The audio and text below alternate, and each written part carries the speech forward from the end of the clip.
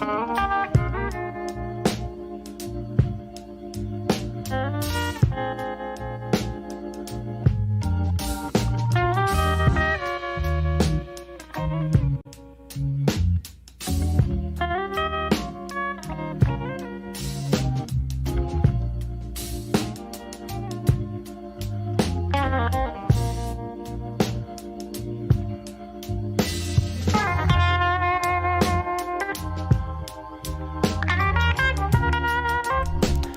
up?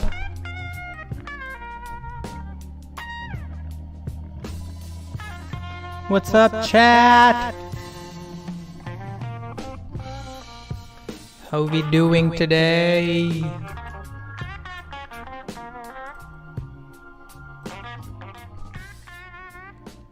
I'm loving these tunes.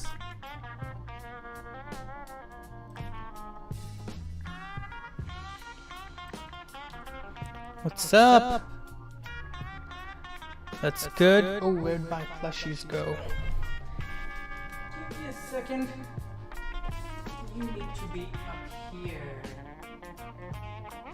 Yep. Alright, I'm back. Hope the music is not too loud.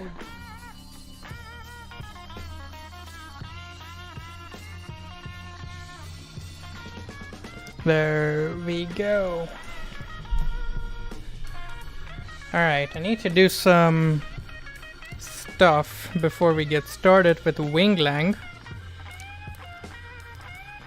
Ow, that's hot.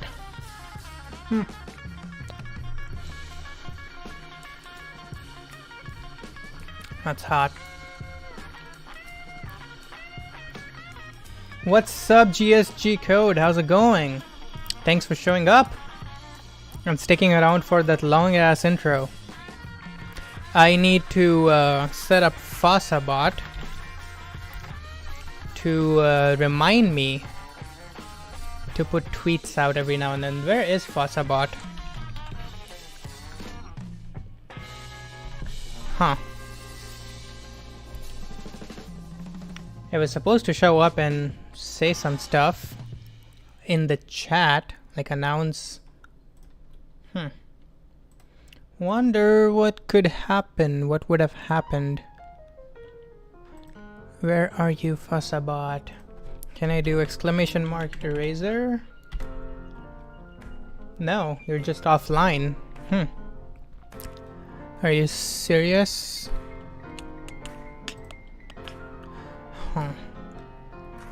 On cloud versus bare metal? Oh, what is your opinion on cloud versus bare metal? I don't know. Question is too vague. Like, on cloud versus bare metal in the context of what? Okay, it knows my stream title. But why is it not in here? I didn't see that. Channel points, roles. No. I don't have enough experience with FosaBot, so I don't know where it could be. Import, no, that's import settings. Roles? No.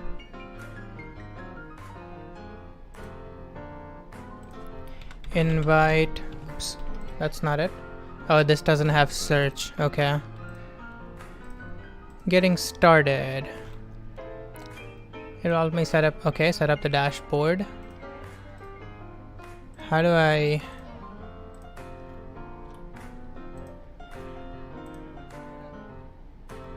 No. Like, when is it appropriate to use one or another option? If you can afford deploying on bare metal, if you can afford building physical data centers, do it. But 99.9% of people cannot afford using bare metal. And that's why cloud exists. For the 99.9% of people who cannot and should not be hosting on bare metal. And I'm assuming by bare metal you mean your own servers, your own data centers, not like renting EC2 machines or DigitalOcean, whatever they're called. Yeah, there are. Again, I'm not saying that like if you, yeah, I know that you can turn bare metal nodes into your own cloud.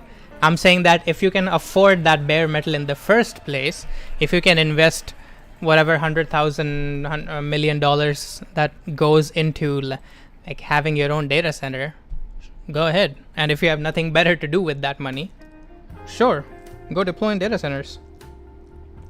But like I said, 99.9% of people just have a better use of $1 million than building a data center.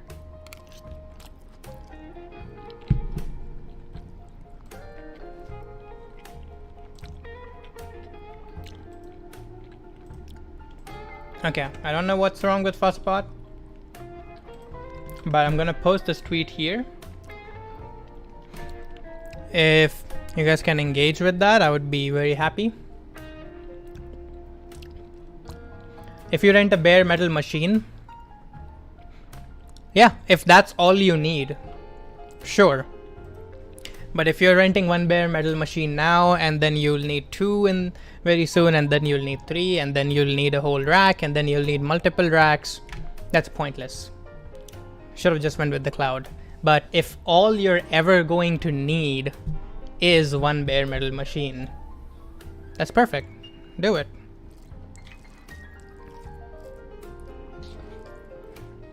Also, if you're fine with it's the same as Kate's on the cloud, lol. Yeah, sure.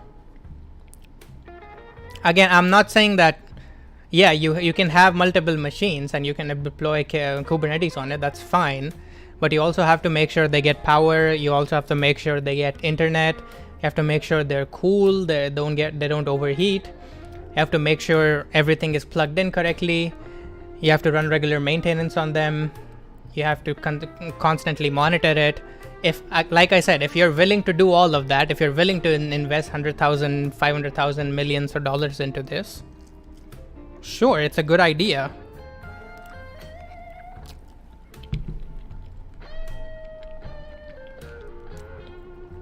Bro, a software level is not going to solve cooling and power for servers. You have to do that yourself. You still have to manually walk into a room and see if all the cooling is set up correctly, or all like everything is getting enough power, and if not, you have to make deals with network companies and power companies that you get more power than what's normal because you're running servers.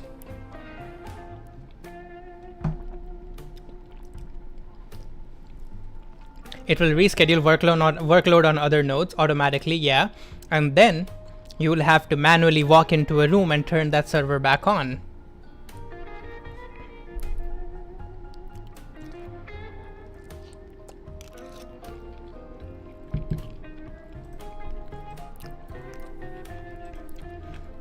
Alright. Whoops. Okay, there. Let's check what Winglang is about. Programming language for the cloud.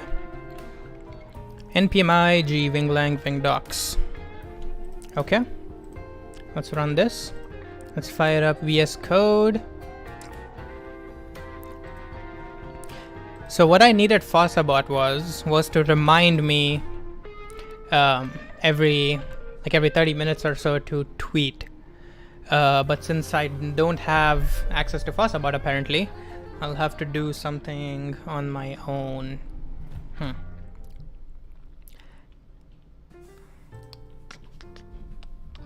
It's fine, I'll try to remember. It's what, 9:18? So about 9:30 I have to make another tweet. That's good enough.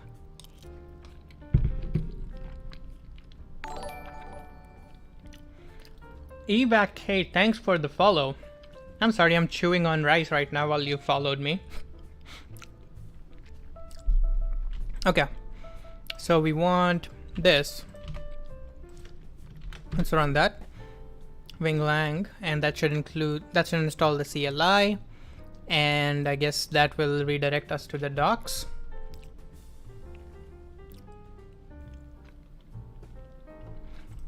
So how many in here like know what Winglang is by any chance? My expectation is 0, but there might be 1 or 2 of you in here who have heard of this, who has played with this before.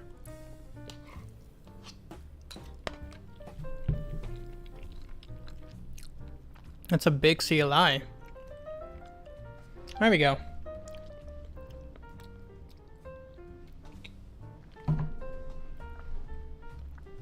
Welcome, Wingnuts.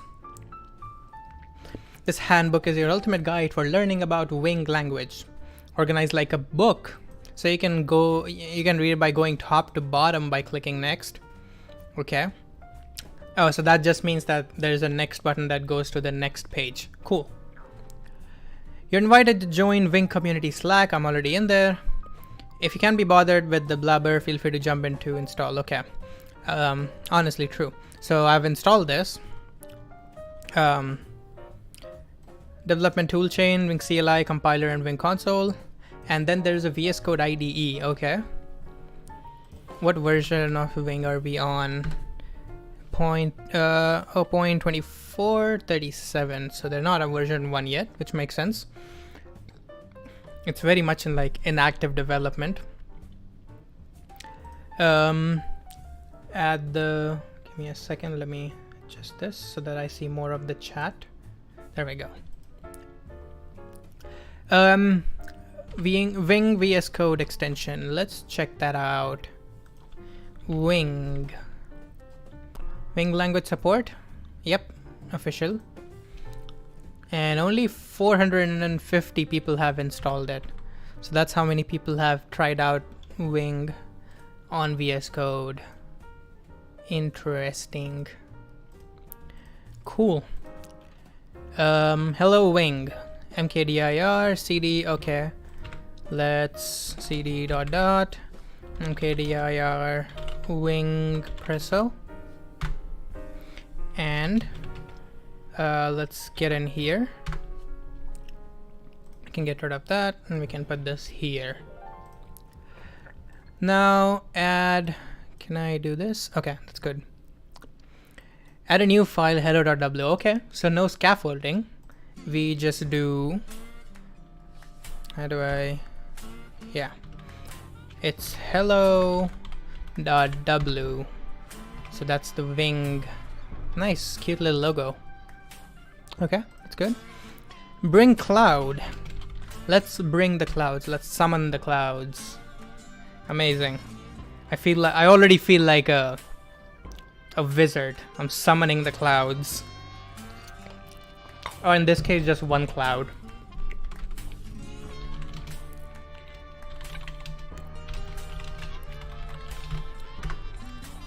Okay. Okay, apparently Copilot already understands a bit of it. No, it doesn't. Never mind. I should turn Copilot off for this one. Disable. Oh, no. I want to disable for Wing. Okay, cool. Okay, so semicolons are required. Come on. Are semicolons really required? Why? That's gonna be my first message to Elad. I don't know if I said his name right, but we have a Q, and that's .q. Alright, we can set Q dot consumer or set consumer.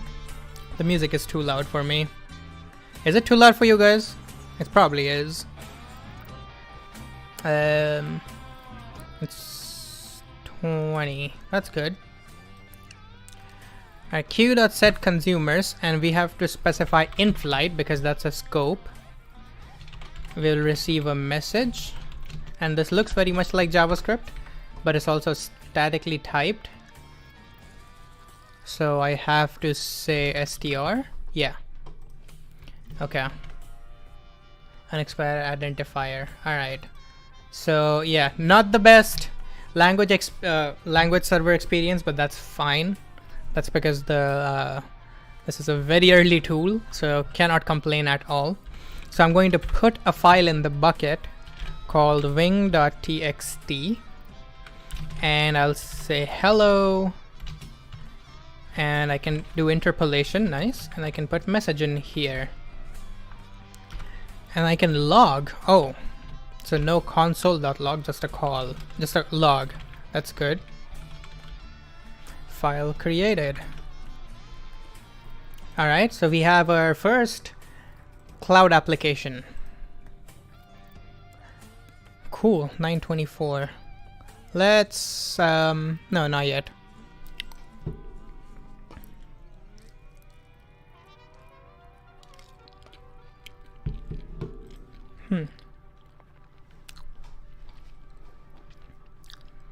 Let's run this locally. Wing it. Love it. Love this command. Let's wing it. Hello.w. Okay, when console is running. Ooh, fancy, fancy. Let's see what we have here. TNC. Lovely. Show a license right before. I guess it makes sense. That was their quote-unquote installation. So we have hello.w. SDK core app. All right. We have a cloud bucket. We have a queue, and we have a set consumer function, kind of. Where are the fancy schmancy diagrams? Oh, there we go. This is what we were looking for. So our cloud queue, set consumer. Okay, this is cloud.queue, cloud.bucket. This is cloud function, right? So there is a function that's called cloud.queue.setConsumer dash something. It receives stuff from the queue and puts stuff in the bucket. Interesting.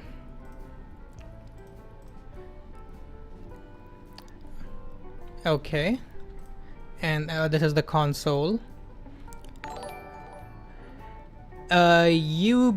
Fi, thanks for the follow. How's it going? We're checking out Winglang, a new language that kind of looks like this.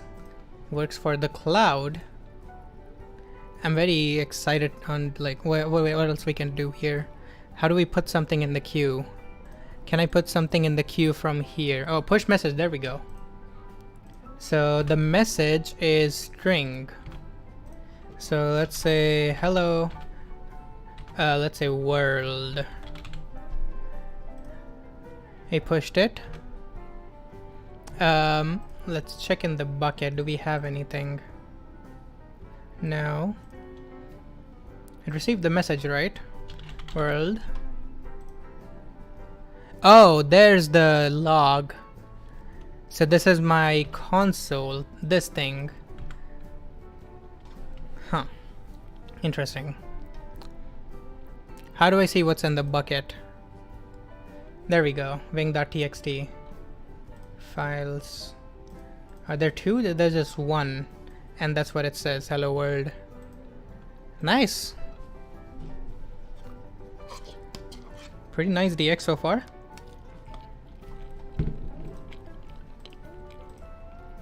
Okay.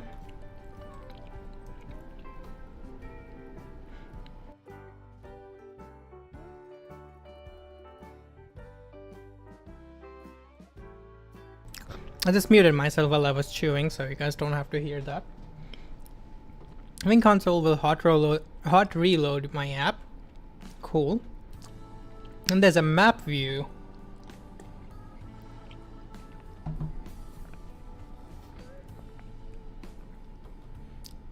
Right, we saw that. We pushed a message and we viewed the file. Nice. Yeah, I have not read this part of the docs before. The only thing I knew about the Wing console already was that there's this diagram, but I've never used this, like the sidebars, the expansion stuff. So yeah. Let's deploy to AWS. Okay. We can deploy using Terraform. All right. Support multiple compilation targets. Number of backends, for example, Cloud Queue resource can be backed by SQS or by Azure Queue Storage or by RabbitMQ by Cloud AMQP. So it's still a cloud service. Or is it like... Right, that makes sense. Target represents both cloud provider and the provisioning engine. For example, TF AWS target will compile into a set of AWS resources using Terraform as the provisioning engine instead of CDK. Interesting. I guess that makes sense. With Terraform, like, they can do everything, but with CDK they can only do AWS. So yeah, but it's funny because the guy who is creating Wing also created AWS CDK. How's this different from Darklang? It's you're still like writing in like a VS Code stuff. I think is there a way to go from here to the IDE? I'm wondering. Can invoke with a payload. Okay, that's better. Okay, yeah, there isn't a way to go from here to here. But in Darklang, like, you would double click on this and it would show you the code, and that's where you would edit it. So it's also that tool in there. And I'm assuming there's a lot, like, Darklang does even more than Wing. So like, if Darklang is like, or if Winglang is here, Darklang is here in terms of how much stuff they do, or how much like they try to build everything into one thing. I gotta do Darklang on stream so as well at some point.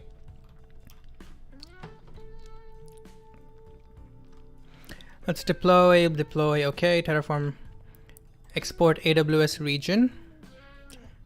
I think I should already have an AWS region set up. If I echo AWS region. Oh, I don't, okay. So let's do US East 2 because I live in Ohio. CD target, oh wait. Oh, I need to compile. Wing compile target TF AWS. Okay. Oh, let's try it out. Wing compile. I am horrible at typing apparently. Target TF AWS. You wanna come now? Really? When I'm streaming and I'm working? I guess it makes sense. Come on up. My cat. Hello.w. Okay. How is WLB at Clark Dev?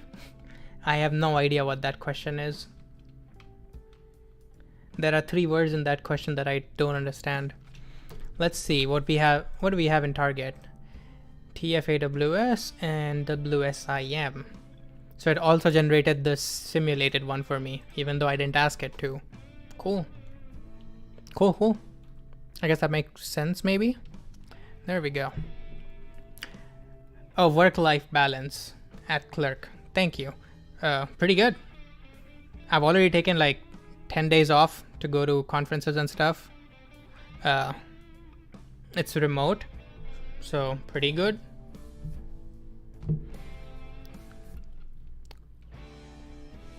If anything, my work-life balance is terrible. Like I would probably prefer a place that has less work-life balance just because of how disoriented my work-life balance is. Okay. I don't have AWS credentials set up. I did, but then I leaked them, so I had to revoke them. Let's change the working directory. So instead, because this is going to deploy to Terraform, let's use, let's not deploy to AWS because I don't wanna. Leak them again? Sure. I mean, I've already revoked them, so leaking them will not do anything at this point. Ooh, JavaScript. So the simulator is just JavaScript functions.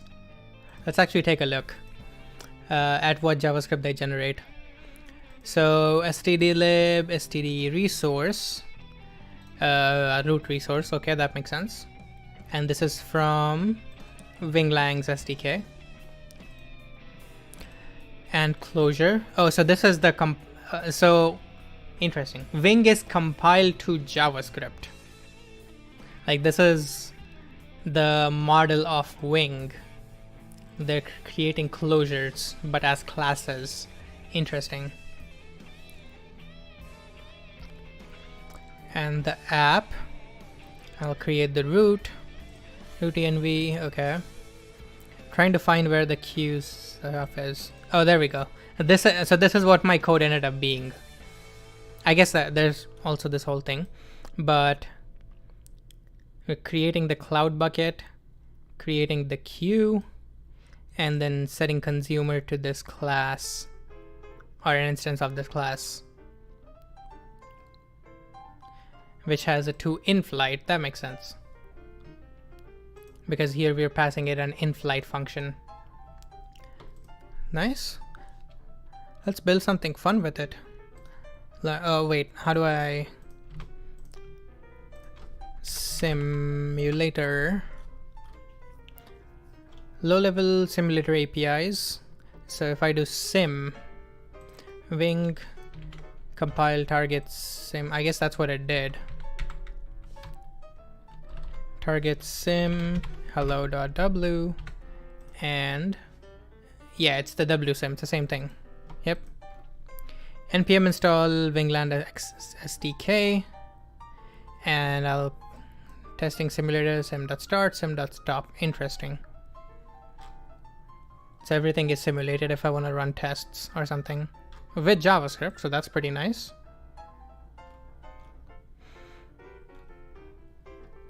Ooh. It's JSON string if I never mind. Actually, I want to try this, so let's do this. npm install Winglang SDK.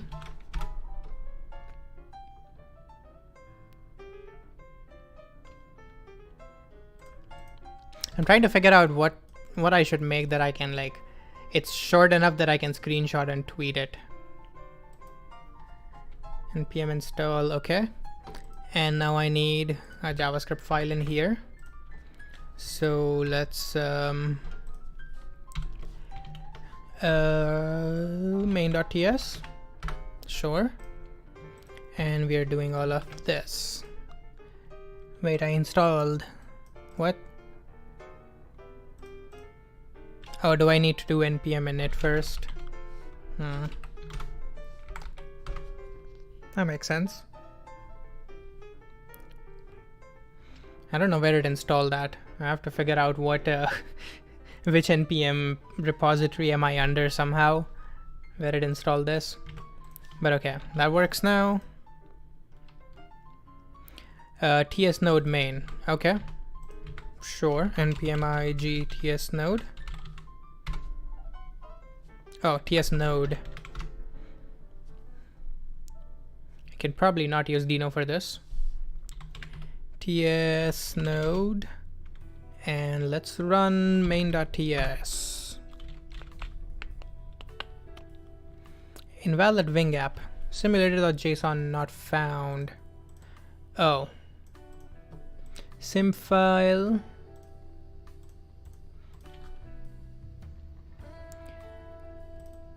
Do I have to, like, put it in target? Create a file in the directory. Which directory? Oh, so it has to go in here. This doesn't have a package JSON, so that's fine. That's where it goes. cd target hello.wsim, and I have main.ts here. So ts not main.ts.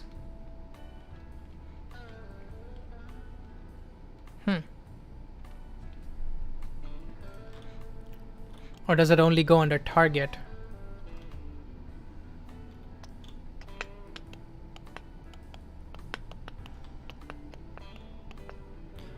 Wing compile target sim. Oh, maybe it goes in target? That might make sense.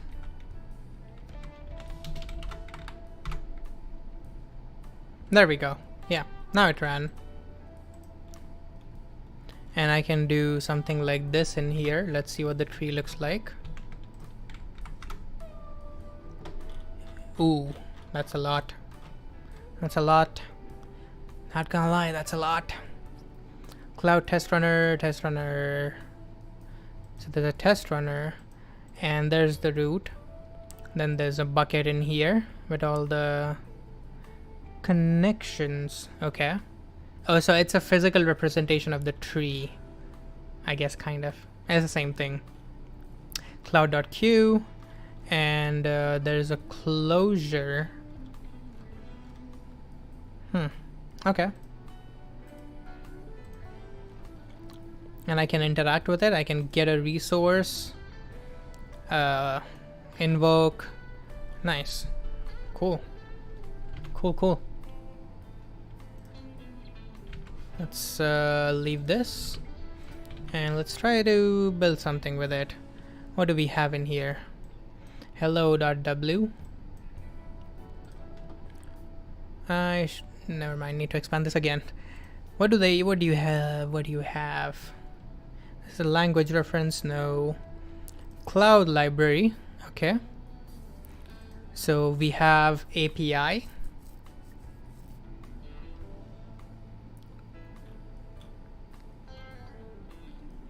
And we also have just a function.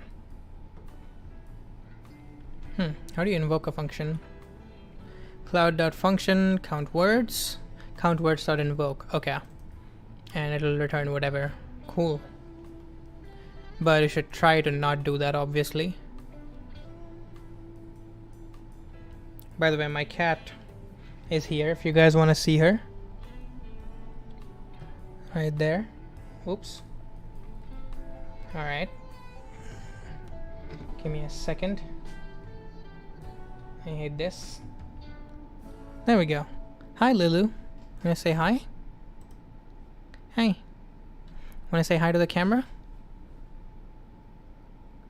That cat look? Yeah. There we go.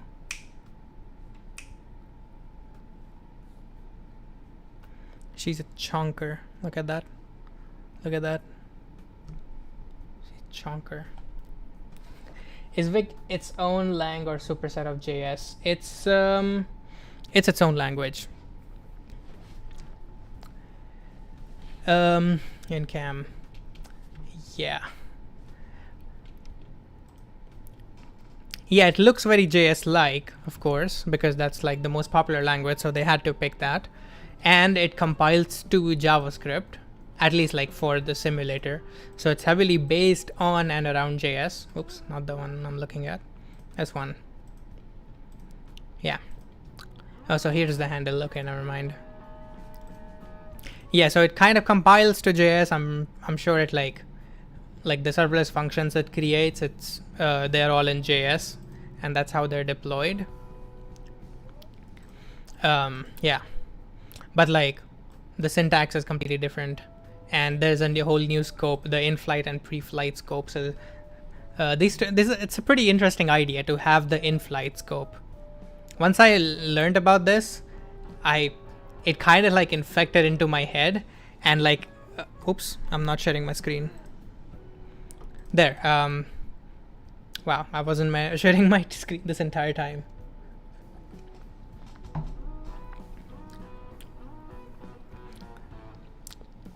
Yeah, so it looks very JS-like, but this in-flight is a whole new concept that I should probably zoom in on. Yeah. In-flight is a very interesting idea, and it's something that I kind of found myself like thinking about even outside of using this language. That, oh, this, like even in regular JavaScript when I was building something, I was thinking of like, okay, this function will run in flight, this function will run pre-flight. So yeah, it's a very interesting thing. It's very similar to solid.js in that case, where in solid.js, like the component code itself is all the setup, and then anything inside event handlers or effects, those are the things that like need to be there at a runtime. It's basically the same concept with in-flight and pre-flight. Yeah, runtime and compile time, basically.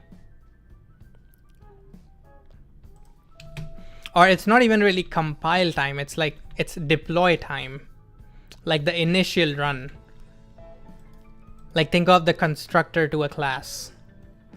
That's what pre-flight is for the application. As a language, it's backwards. How so? I mean, yeah, it's backwards from a scripting language. In a scripting language, like everything runs once top down. So like you don't have these two separate concepts. For sure, yeah.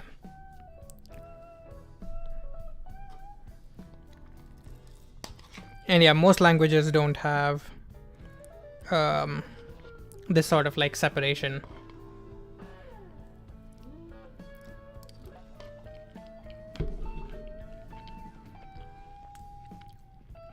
Yeah, okay.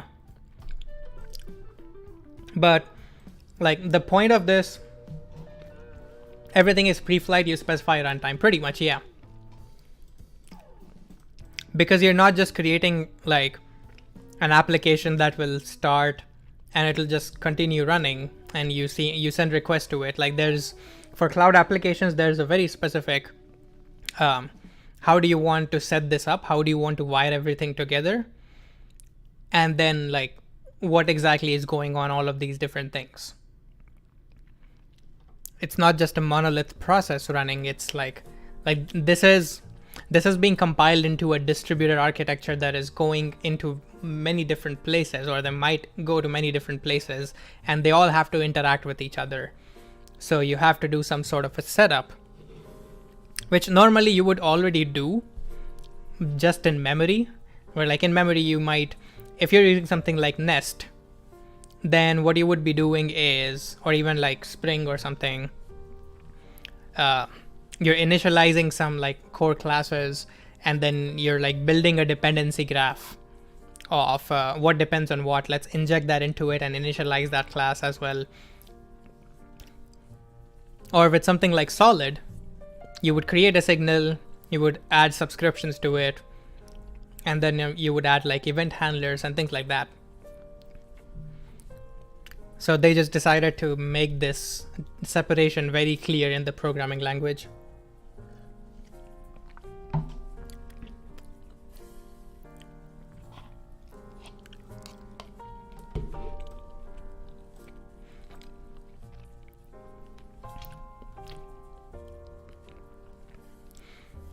Can I type Winglang Ranch? Maybe.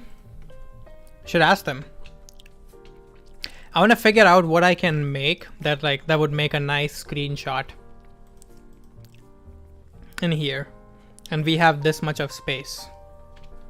Could be interesting if they add other runtimes and they seem abstract enough with the in-flight syntax. Maybe. The point is that, again, because this is very much JavaScript, you would basically be like transpiling JavaScript into a separate language. I don't know how easy that is to do. I'm sure like people have done it. People have done it the other way too. But that's basically what you could be doing, because this language is still very much based around JavaScript. Like, look at that. Look at that. And that's just TypeScript, I guess. What should we create? We have API here, right? Let's create an API. API.get. Oh, new cloud.api. Okay. So for serverless espresso, we had an API for the customer, for the barista. So let's make a customer API equals new cloud.api. And I have customer API dot post And let's make it order. Place an order. Infra as code had a whole ass language. Pretty much, yeah. In flight. So you're basically writing like, you can think of it as infra as code, something like Pulumi.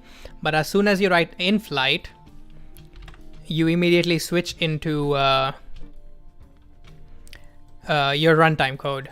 So now I can take this request object. I know I need to return a response object. This is too big. Return a response object, arrow, and there we go. I need to do this. It really wants semicolons. It hates that I don't give it semicolons. Let's also move this here and move this here. Prettier doesn't yet work with this language. I can see this compiling down into some kind of AWS config, kind of like how SST works. Pretty much, yeah. So it compiles to Terraform. If I go here, I've compiled. There is a like simulator that runs everything in memory, which is pretty nice. But it also compiles to Terraform here. So I can, I can use Terraform to deploy all of this. And I can put it on AWS. I can put it on Azure. Like they have. All of this set up.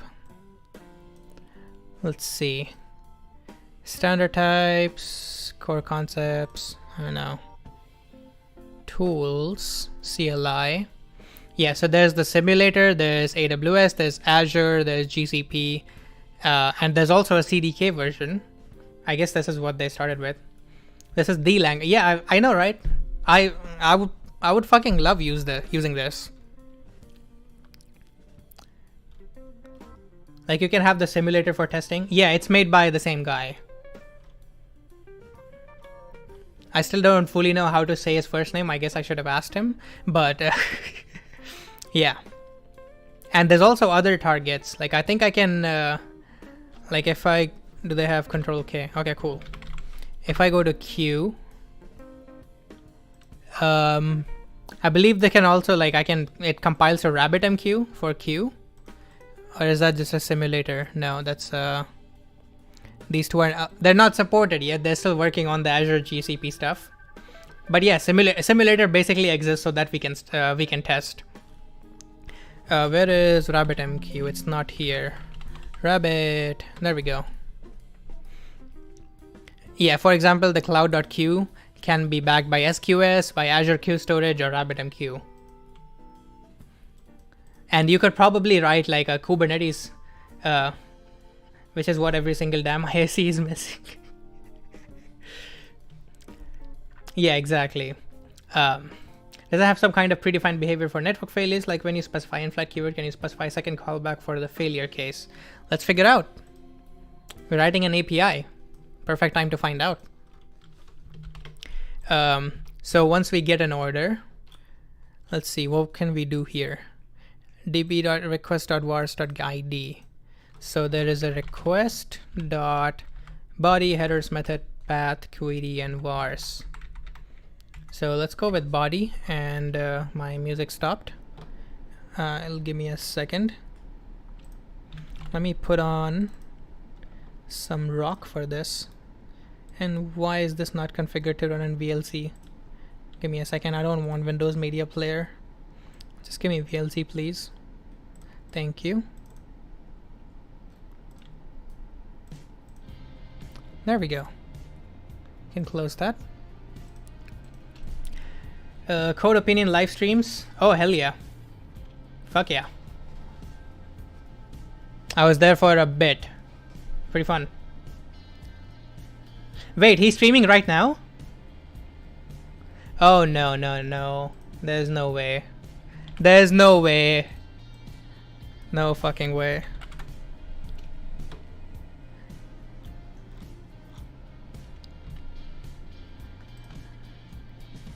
Code Opinion.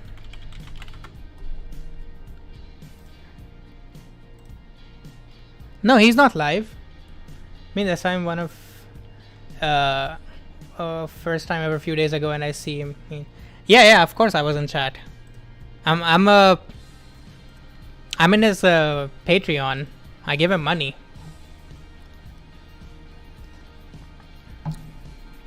Also talk to him a decent bit about like sponsorships and stuff. Yeah, he doesn't stream. That was his like first. He was just testing to see if he could stream, and he accidentally hit live. He accidentally went live, literally.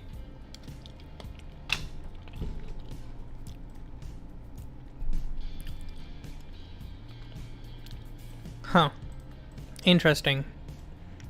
And I have to parse a JSON myself and validate myself. That's fine. The DDD champion? Kind of, yeah. He's champion of a lot of things for me. Okay, so if let body equal request body, this is a pretty fun piece of syntax here. Let's take a moment to appreciate this. Fuck your entities. Yeah.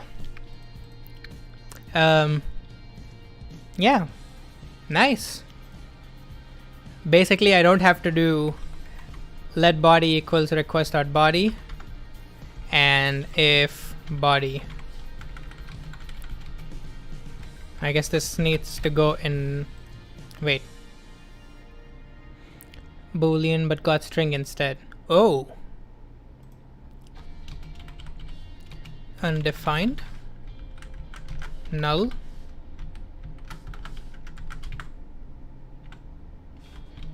How do if statements work in this?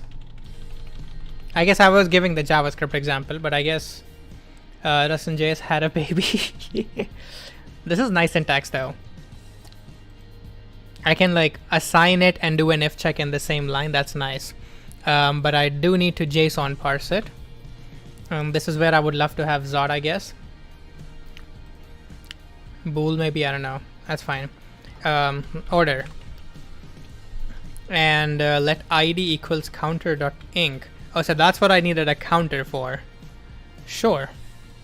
Let's add a counter so that we can generate IDs. And ID is a string here. Cool. DB. I need a DB. How do I create a DB? Table. Okay. So let orders equals new cloud dot. What do we have in here? API bucket counter function queue schedule. Nice. Syntax reminds me of Ruby. Wait, what syntax? This? That's the only thing that I don't know from JavaScript. Do they have primitives that separate things by table? What do you mean separate things by table? Secret, service, test runner, topic, and website. Interesting. Oh, ex.table. Wait a second. Oh, so cloud. I'm not using cloud anymore. I'm using a different library. Things in this case being like entities almost. I mean, I think it uses like just DynamoDB. So like the concept of separating by table doesn't exist. A serverless database. Table. I guess I have to install X.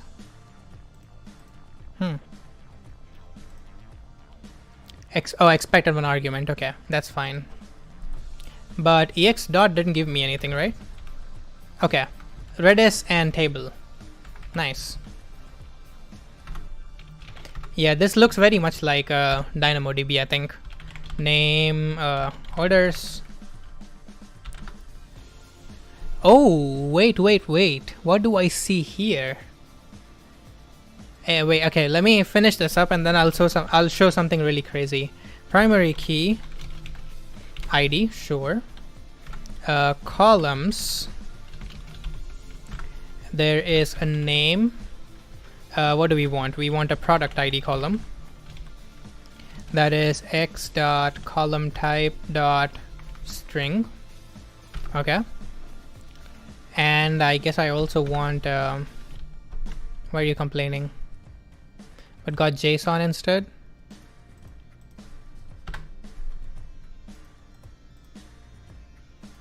Oh.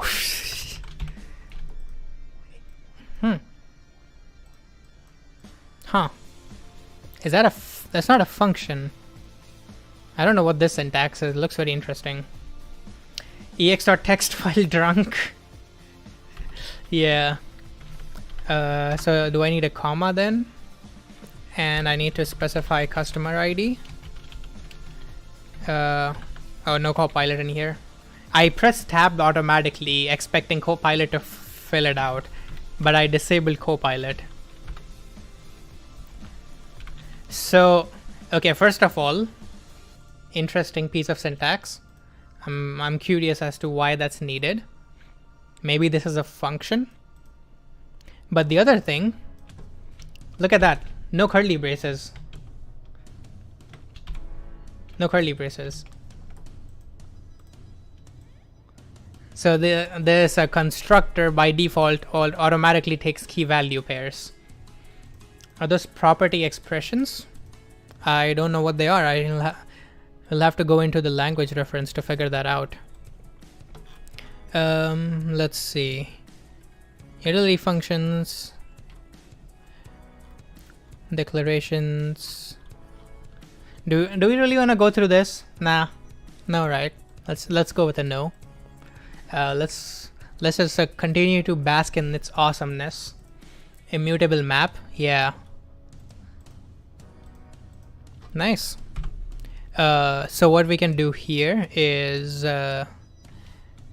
orders dot columns display name node primary key. Okay. Delete get insert list update. Right. Yeah. So it's basically like Dynamo. It's not a SQL table. There's no query select XYZ from where. We don't have that in here. It's very much a NoSQL database. So do insert ID, and we want a row. How? Oh, look at that loop syntax.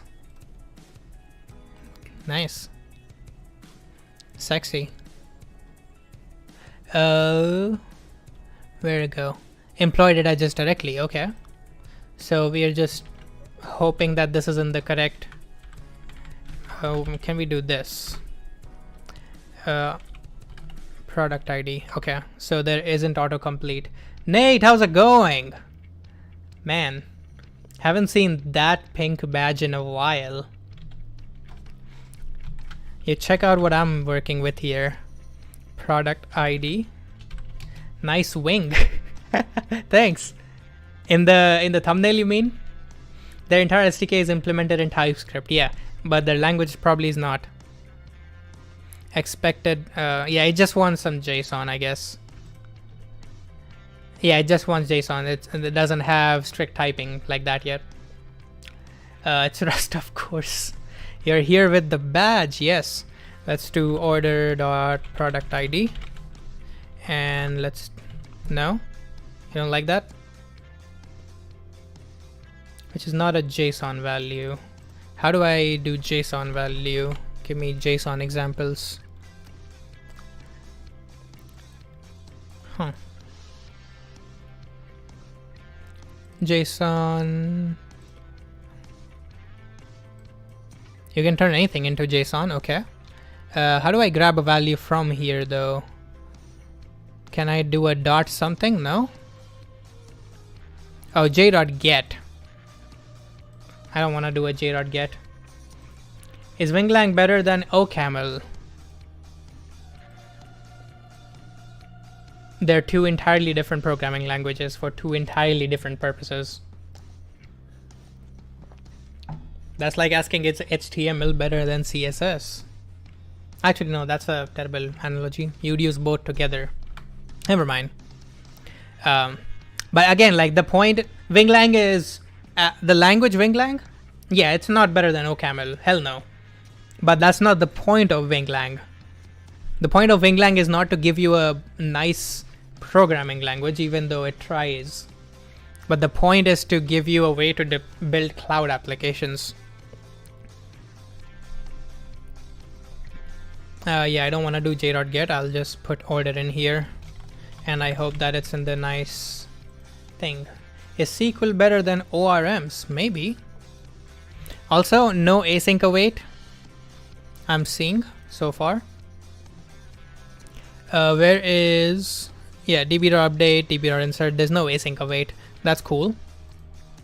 And I can, is CSS better than SQL? That one, yeah, that's a good one. Return cloud dot API response. Okay. And it wants a status. Let's do 201 created and body of ID. Let's get rid of our queue and bucket. Don't need all of that.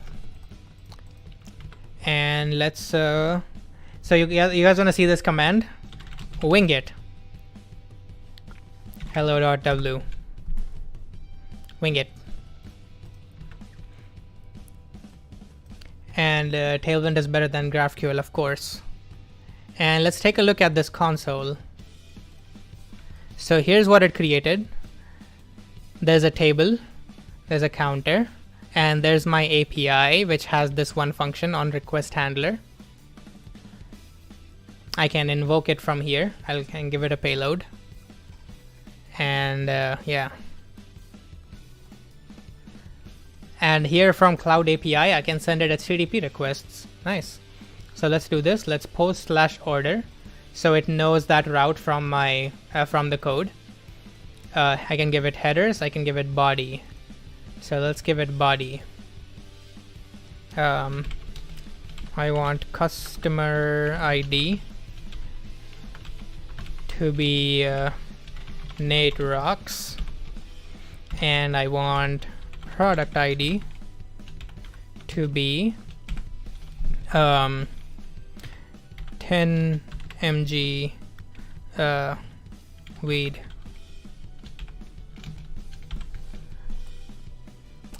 Cool. What's up, Ronan? Nate, you happy with my gift? Let's send this. 201 created, perfect. So let's see if we look into our ax.table now. There we have our table. Look at that. I have that customer ID in my DB2, I know, right? But look at this console.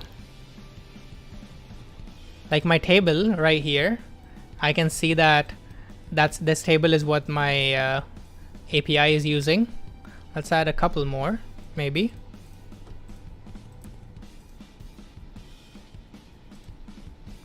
Let's try to one line this. It's a neat console.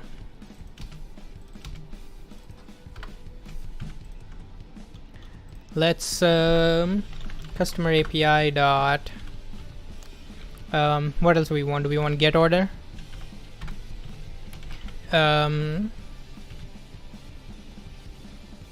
Yeah, order. How do we do dynamic? Oh, so like that. Order. Let's give it ID. And we have our in-flight request, and this is of type. You know what? At this point, I can turn Copilot on and it'll do everything for me. Looks like a Webpack bundle analysis. There we go. So that's not right. It's request dot vars, and this probably has a get ID. Cool. No. Expected type to be optional, but got str instead.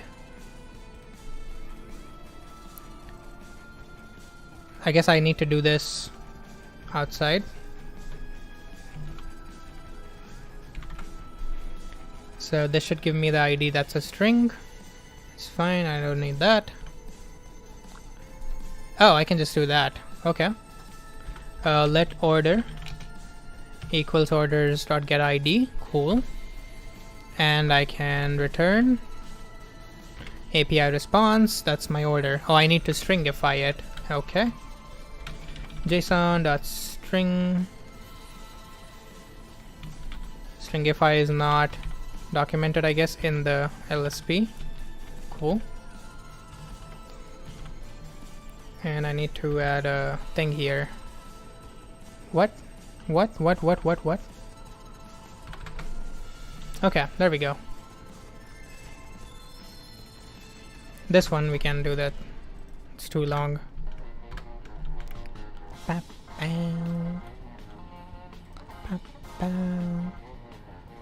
Look at that. Nope, too small.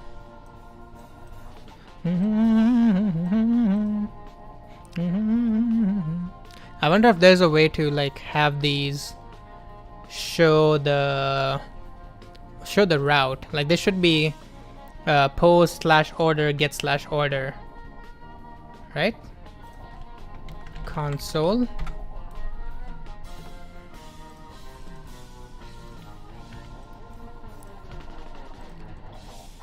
Yep, all of these are also add consumers, on take, increment, on request handler.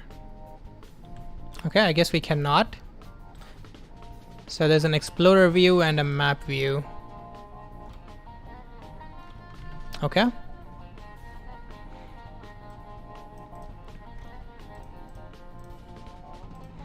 Is it on the API box?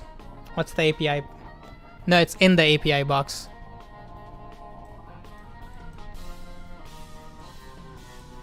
So this is the API box and that's in there.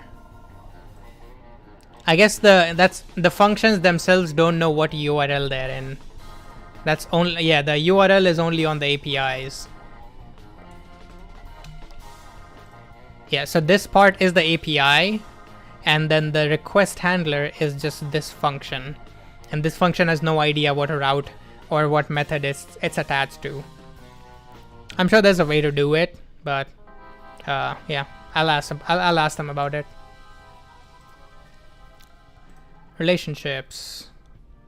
So it has two outer relationships. Have you worked with new C++ 23 specification? No.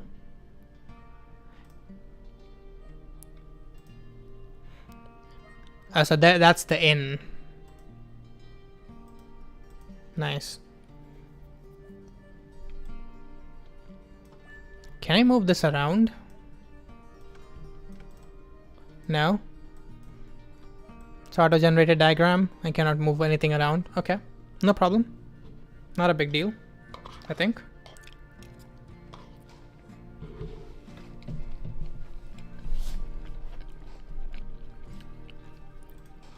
Let's I don't know why I keep triggering my assistant. Let's create orders, order events.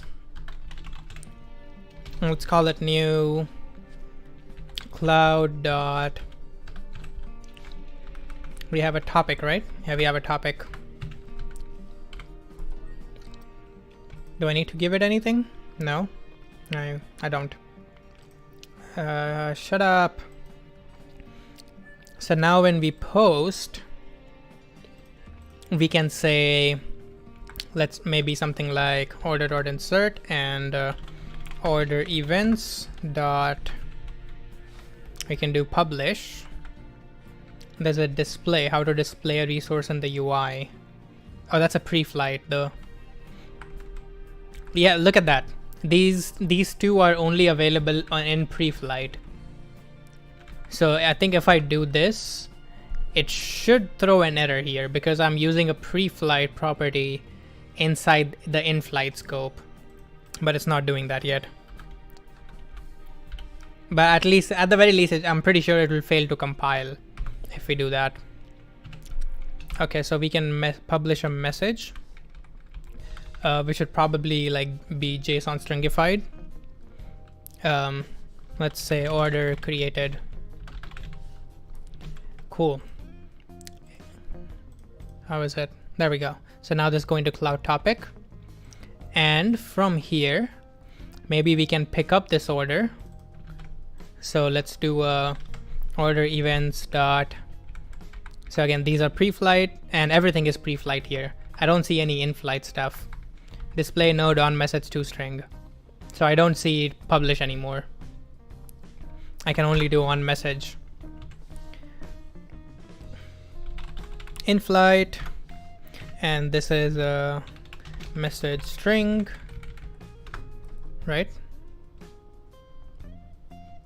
Message unresolved. What is the what did we use for Q? Oh, str. So it's not string, it's str. And let's just log it. Let's also do one thing. Let's in here say order ID. Not that one. $sign. Where's $sign? There's $sign. Let's put the ID in here. And here we can do log message. Not that. That. So every time an order is placed, we should see a message now. There we go. Cloud.topic. And it goes to the on message. So x.table. Oh, and it erased everything. Nice. So I don't have anything in the table anymore. I wonder if there's a way to tell it to persist stuff locally. There probably is. New row, let's say order 1. Product ID coffee, customer ID div. So that's there now, which means if we run, if we go here, say get order ID and give it an ID of 1, send. It's too big. There we go. We got the order back. And if we place an order, so now if we go to post/order, let's copy this, put this in the body. We don't want ID, and let's now order an espresso and hit send. There we go. Order 0 created. I received the message. Perfect. Beautiful. I can also just invoke this function. I can publish a message into this topic, and because the consumer will queue it here, let's put a hello world in here, and there we go. It's in the log. I'm loving this.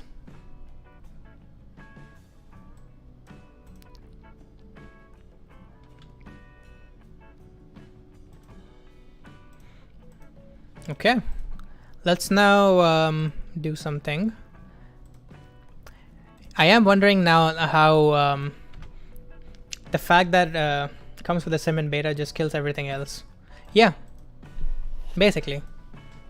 Running tests is so easy with this. Like, imagine doing test-driven development on here. I would personally love it. Teach me how to code, bro. Pretty boy Flacor, if you're still here, what's up? Are you learning how to code? Serverless has had years to do this and hasn't. It is now.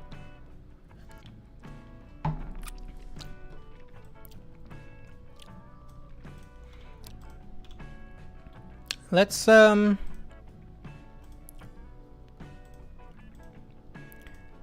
take a screenshot of this.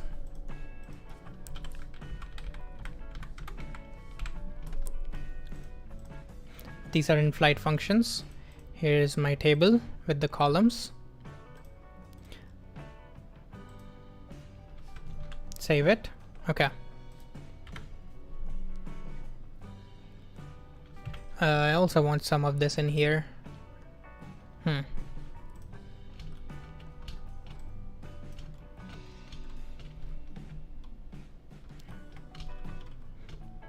Where did everything go? Can I refresh? There we go.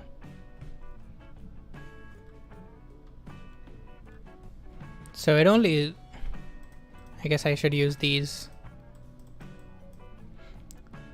I mean, serverless the tool. Oh yeah, serverless.com you mean. I mean, they did do it. Serverless.com. It's what you were talking about, right? Oh, they removed cloud from here, but they had. Is this still up? Yeah. So serverless cloud just redirects to AMP now, but that was the tool. Like it basically did this. It just didn't do this, and AMP doesn't either. The only thing really I would say AMP is missing is something like this, where I can visualize everything, but they have pretty like most other things. Also, like in technically, like they don't have a compiler, so they can't really like break down your code and break it into chunks and deploy it. They have to deploy the whole thing as a single, I think. Does AMP do tests? Yeah. They have a I have a full like testing suite for one of my applications that uses AMP. I have a full testing suite that runs it with the test environment. I even had like WebSockets, HTTP, and the real database. I had it running with everything, and I was using tests. It was just getting a little slow, so I switched from HTTP and WebSocket to like interacting with it directly, but it's still using the real database.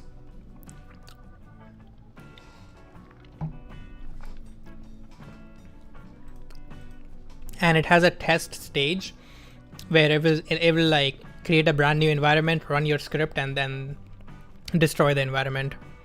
Like you can do it with serverless because everything is so cheap. You're not using a lot of resources doing anything. So I want this, or let's just do two separate screenshots. No point. So let's do one screenshot here. Let's go to Twitter. And let's do one screenshot here.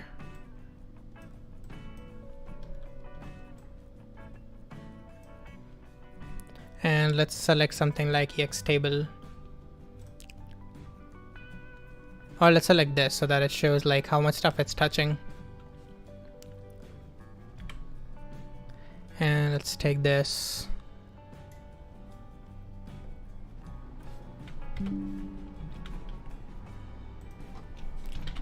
Okay, this is kinda crazy. Winglang.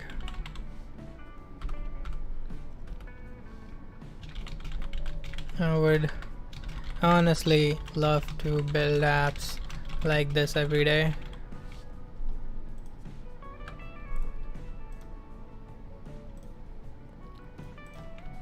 By the way, live building serverless Presso with Winglang.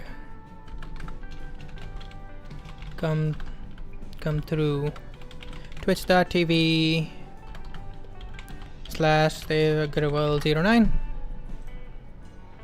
I should also like link my other tweet in here. Where is it? Announcement. This one.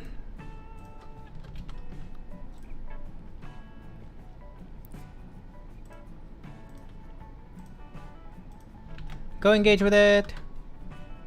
Show some love. Winglang would like. Show some love on Winglang because they're following me. And also because this is very nice and I want this in my life. Please. I hope you guys want this in your life as well. And this. God damn.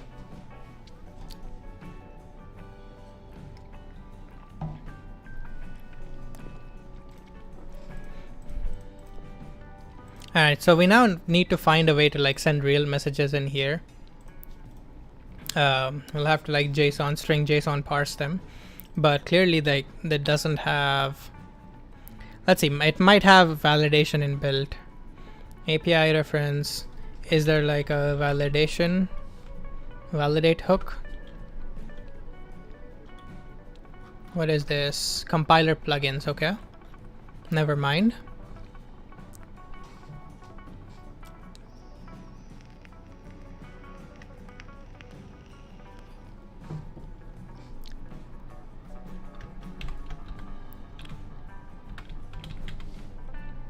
using JavaScript. There we go.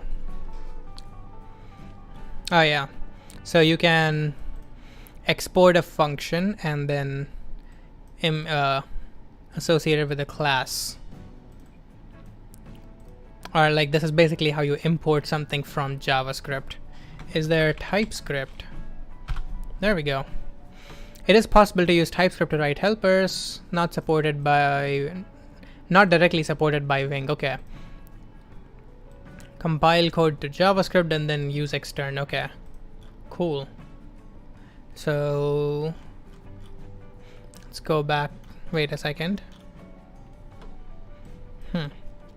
So if I type my JavaScript return stuff, but that means I cannot easily use Zod right now. So that's fine. I don't want to do that. Are there like stuff like structs? Oh, cool. That's what I needed. Perfect.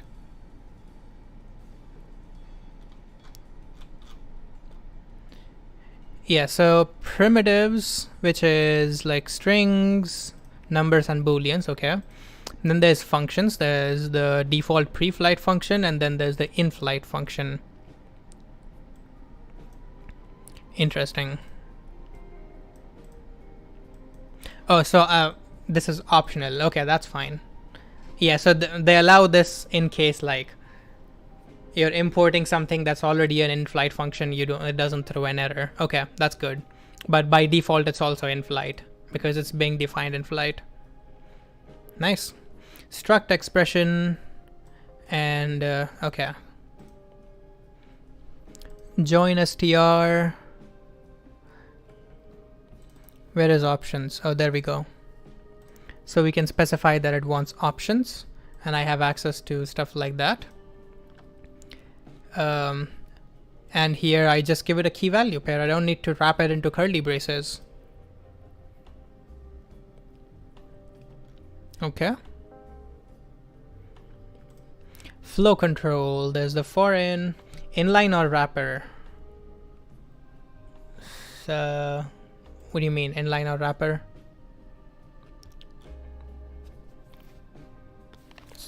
Thought I heard something. Nice. See, this is the cute stuff that you get to do if you're doing your own programming language. Like you can allow stuff like this, and it's easy. Can be inline or wrapper object. Oh.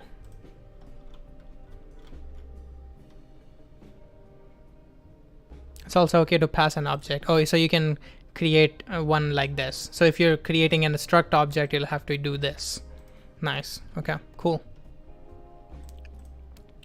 There's loops and there's while loops. Okay. Optionality. Nice. And simple if statements. Oh, so question mark goes after. That's what I was missing. Using iflet. Yeah, that's amazing. Using question mark. Okay, so nullish coalescing. Optional chaining with question marks. Amazing. JSON, we have seen JSON. Yeah, we do .get and .set, I guess. And we can safely convert. Okay. But structs are, oh wait, there's also classes. Ooh. So classes have read-only, variable, and then an in-flight only accessible string. Interesting. And then in-flight functions on this. This is pretty nice. A class that can set itself up fully. I like this. Let's try making a class in here. Let's say, how's the tweet doing, by the way? Are you guys helping out? 3 likes. Cool. Nice. Looks like a modern no flow. What is no flow? Flow-based programming for JavaScript. Oh, flow-based programming is fun. Yeah. Flow-based is basically like a superset of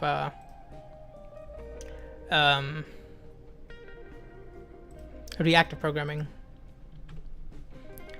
In-flight do stuff access field that is set in pre-flight constructor. Yeah. So like pre-flight stuff is accessible in in-flight scope, I guess. Or at least pre-flight properties.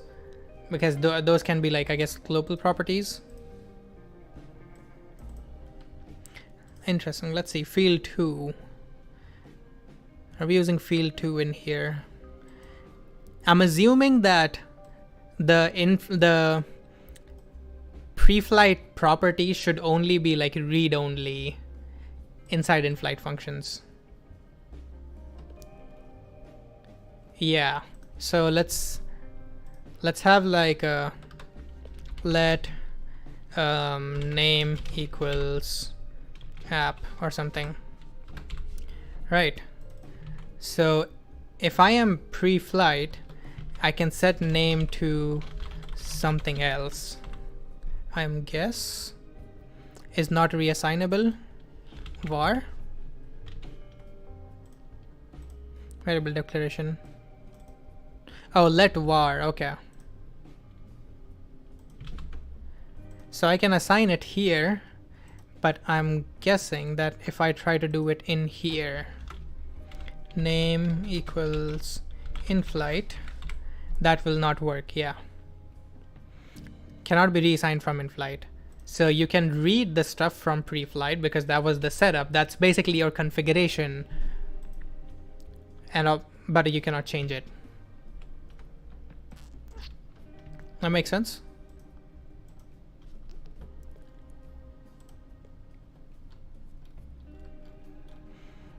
In-flight interface. Oh, so I can also have interfaces that have like specific in-flight stuff. Cool. And there's a pre-flight interface. Extends an iResource. Wait, what?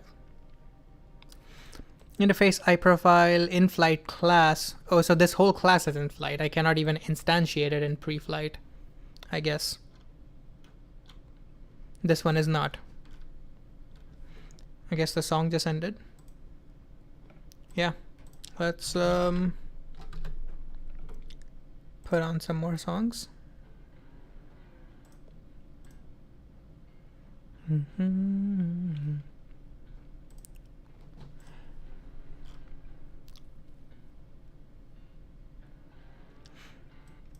So this is a pre-flight interface. Got it. But can I not use the same interface to implement a pre-flight class? I can, because the interface itself is not pre-flight or in-flight. Only the stuff inside it is. Nice. This is a KV store with a set and a get. Straightforward. And different implementations of it. So you can build your own abstractions in Wing. Pretty nice. API gateway, what is that? Oh, that's just the cloud.api. Because it's examples, okay, makes sense.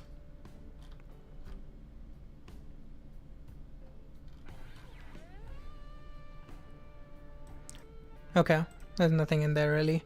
All right, let's do some one more thing about structs. I was looking.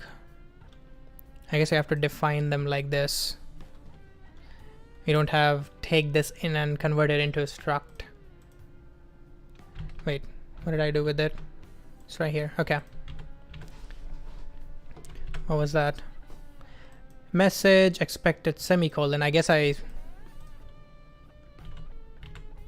Oh, this is if I save it with errors. Okay. That's fine. So if I remove this and save it. Yep, pre-diagnostic. Cool. What are we doing? Let's create an order struct. Wow, what happened there? So struct order. Order has customer ID, which is str. Order has product ID, also str. And it has an ID, which is also str. Can't do that. And now when I parse this, can I? No. Is there that? No, because JSON.parse doesn't return order. Okay. So let's call it data, and let's say let order equals order, and this should be a struct. Oh, I don't. Oh, yeah, I have the ID right here. So ID, and you should be complaining because product ID is not initialized. And customer, oops, customer ID also a string. There we go. And you want a JSON. So can I do order dot? How do I convert a struct into a JSON?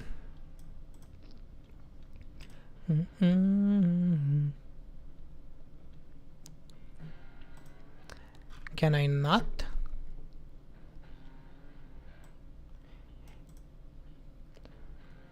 In-flight dues of access fee. Okay, yeah, I read that.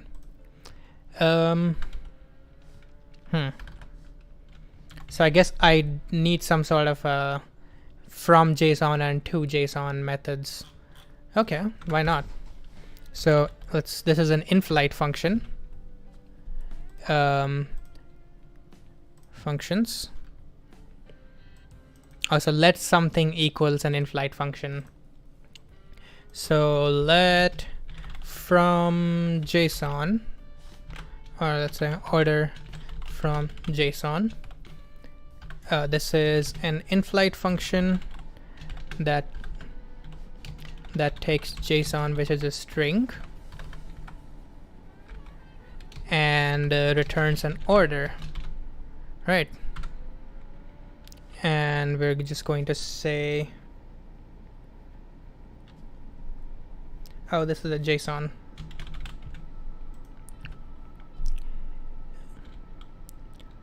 Return order,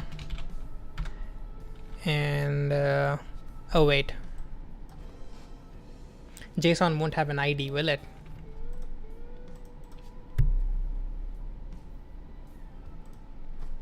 Let's make ID JSON.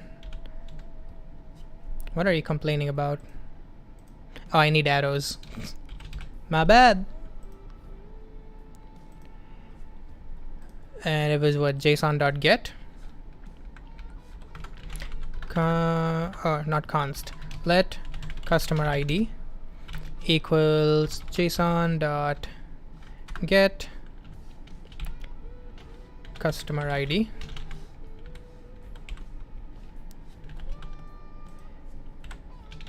Oops. This is caps, and this is product ID.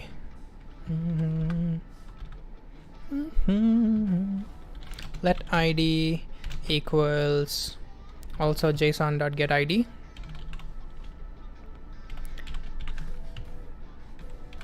And now we can do here ID customer ID is customer ID, and product ID is product ID. Why are you complaining? This is a string, as string, or try as string. Interesting. I guess this will just throw an error.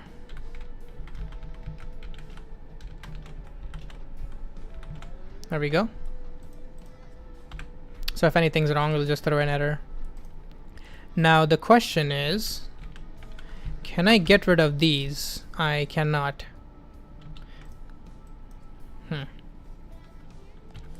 In that case,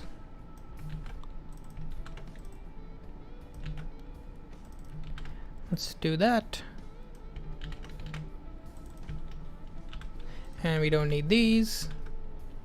And for every comma, we can press enter. There we go. So now we can do let order equals order from JSON, and pass it JSON.parseBody. Can I not call it? Oh, it's pre-flight. No, it's not. How do I call this?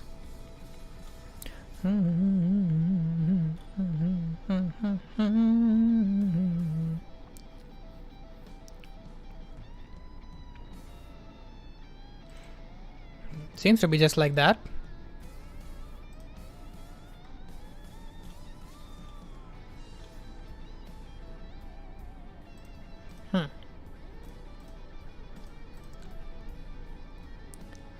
Symbol order from JSON. Oh, used before defining. My bad, my bad. My bad. There we go. Now are you getting an order? Cool. And I want, let's see if Copilot can do this one. Oh, it's already trying to do something. Okay. Let order to JSON. There we go. Nice. Beautiful. There. Can get rid of this. Also, we want this to be order.id equals this. What are you complaining about? Not reassignable? That's tough. That's tough. Nope, that's not hard anymore.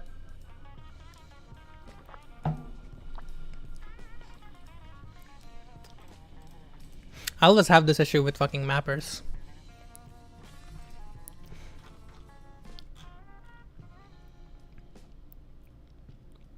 Let's, yeah. var. Why not? No? I love that it's a blue screen of death. It's a nice touch. Blue screen of death. Structs apparently have a from JSON method. Oh, they do.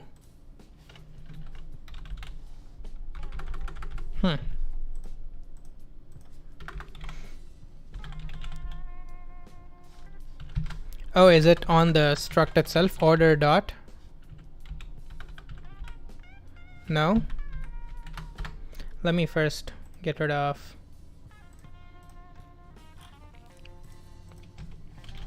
order dot to JSON like that, from JSON. If I pass it in JSON.parseBody, what do I get the other side? Nope, not a valid reference. That is a struct. Structs, utilities, cloud library, utilities. Nope, language reference. Declarations. Going based on let employees from array.employee from JSON. Where was this?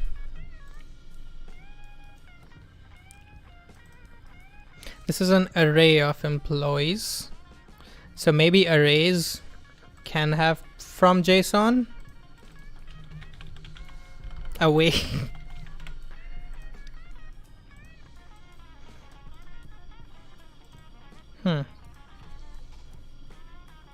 Yeah, that's not a struct. Oops. But like, oh, just pre-flight only.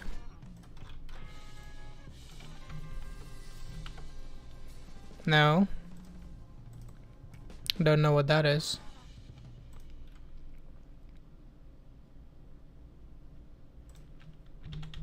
That's fine. From JSON. Boolean from JSON. Let's see.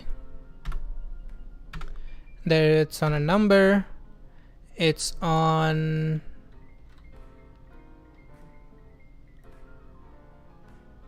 Where is this? Oh, this is a string. Yeah, it's a string. That's a boolean. Yeah, boolean, number, and string. Those are the only ones that have a from JSON and as JSON and stuff. Yeah, anything that has that as str. So only the standard types have it, I guess.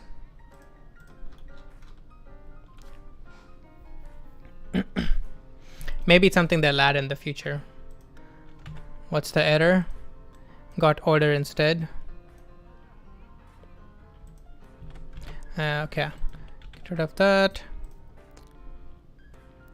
ID is not a field of order. Oh, this is completely messed up.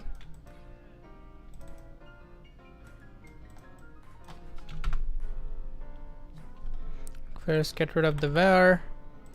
Let's ID. Oh. JSON.get ID dot as str customer ID product ID. There we go. I'll have to figure out what I'm gonna do with the ID here. I think what I can do is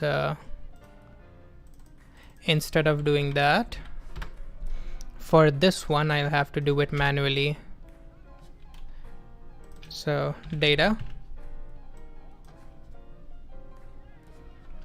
and let's do let order equals order, ID is ID, customer ID, product ID.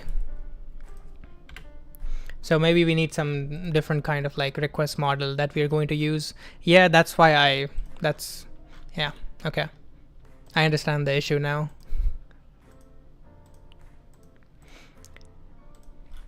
So we publish it and let's return back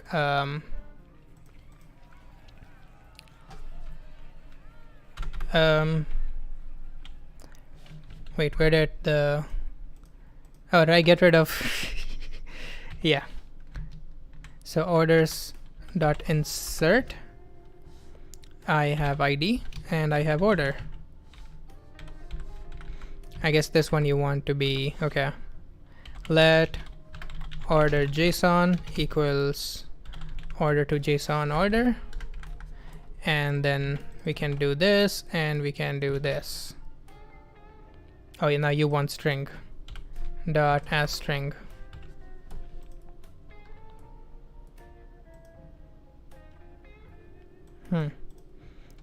Okay, fair. Try this for struct to JSON. Let JSON hello is JSON of hello. So converting from struct to JSON, interesting. Let order JSON, JSON order.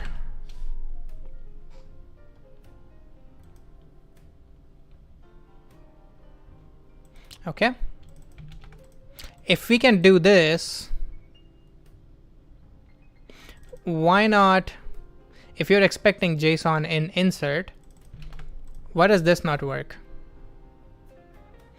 If you expected JSON but got order, but you can also coerce order into JSON. Okay, cool, that's fine. No typecasting, yeah, okay, that's fine. Now the other thing that I'm wondering here is, do these happen within some sort of a transaction? Like if insert succeeds but publish fails, can you inline the core version?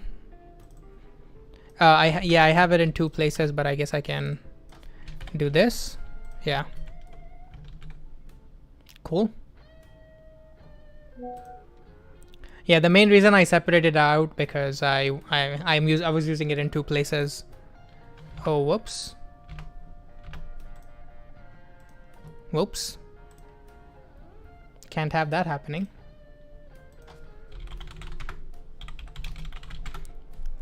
I need to move this to my other screen. And now I can do that again. Cool. Makes sense, yeah.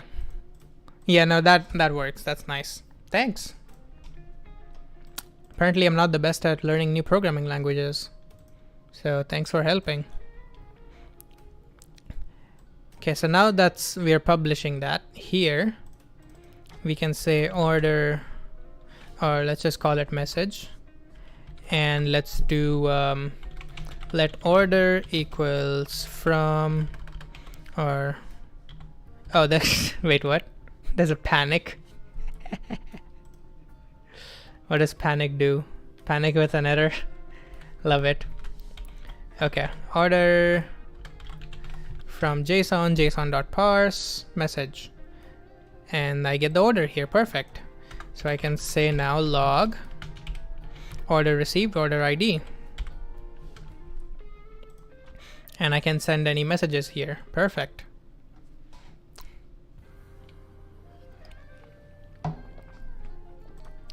All we're missing is WebSockets.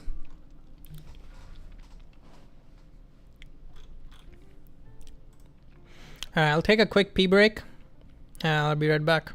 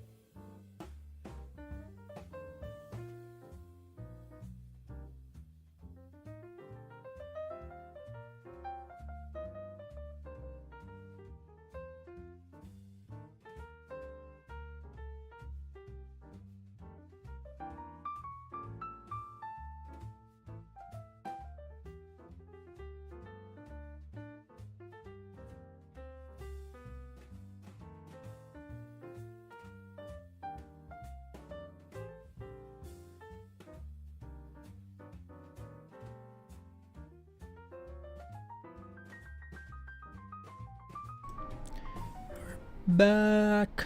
We are back. All right. Cool. Customer API.get. So we have our two endpoints for customer now. We don't have too much to do with events since we don't have WebSockets anymore. So it's gonna be fun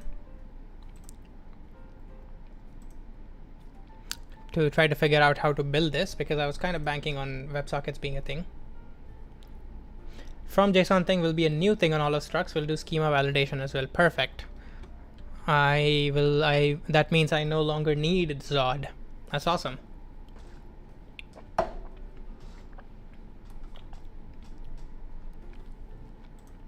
Imagine building without Zod. Or imagine not needing Zod. I should tweet that. But yeah, I love this.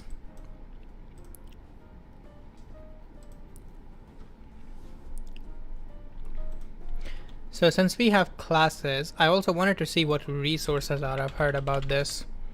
I guess it's not a resource anymore. Never mind. External libraries. Okay. It's based on JSON schema. Just depends on how much you can extract the errors. Okay, that makes sense. HTTP. Okay. Utilities. What's utility? env, sleep, try env, and wait until. Sleep. Interesting.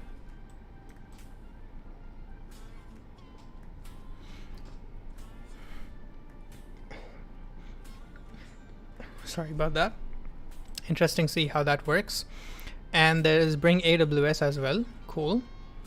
AWS.function and policy statement. Okay, so if you want to do directly with AWS for any reason, there's a library for that. And there's the main cloud library. Everything is implicit async. Yeah, it's implicit async, I get that, but I want to know if it's transactional as well. So like, let's say the insert to my database was successful, but then for some reason it wasn't able to publish. Will it roll back the whole thing? Or if I do it the other way, if it publishes, does it guarantee an insert? If it fails to insert, does it unpublish my message and make sure that no one saw it? So some little random questions. What is the slang? This is Winglang. Wing. What's up? She really wants my attention. I guess you have to do it. I mean, I don't see any mechanism to do it in here, so I hope that they, like, instead of doing these operations, it like does some sort of a intent, or like, hey, this is what the application wants to do, and then once this is finished, that's when it like kind of starts a transaction or something. Or maybe I'll have to talk to them about that. I'll ask them. What more can we build here? There is also a website, right? So cloud library, there is a website. Yeah. So we can have HTML in here. You can use this with HTMX. Now, should you? I don't know. An extended web app example. Okay, there's an example app. Let's see what the example app is. I love that they literally call their folder dog fooding. And there's a bunch of stuff in here. Nice. Flight controller.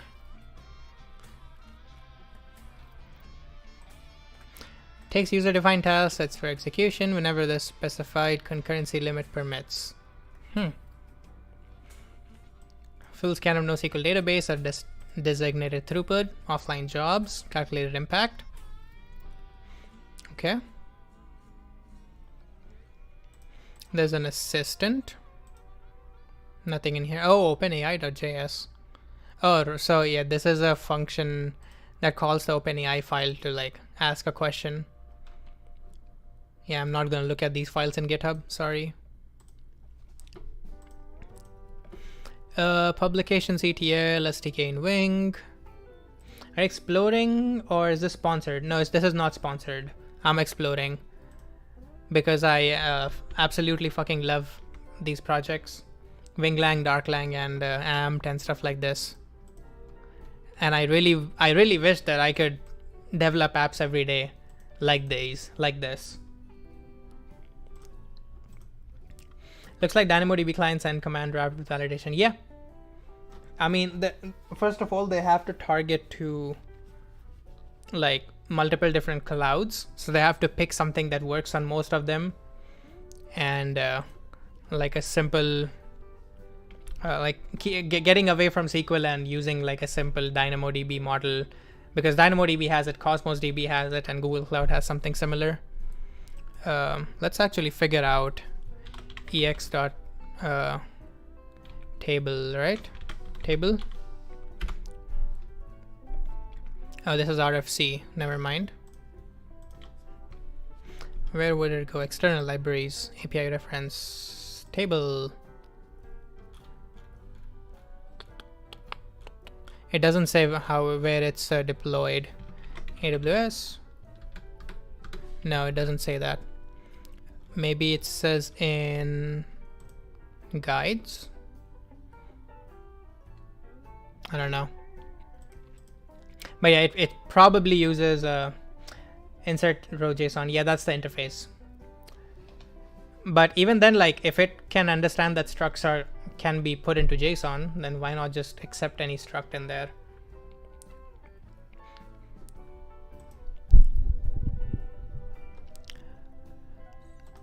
API reference, cloud, website.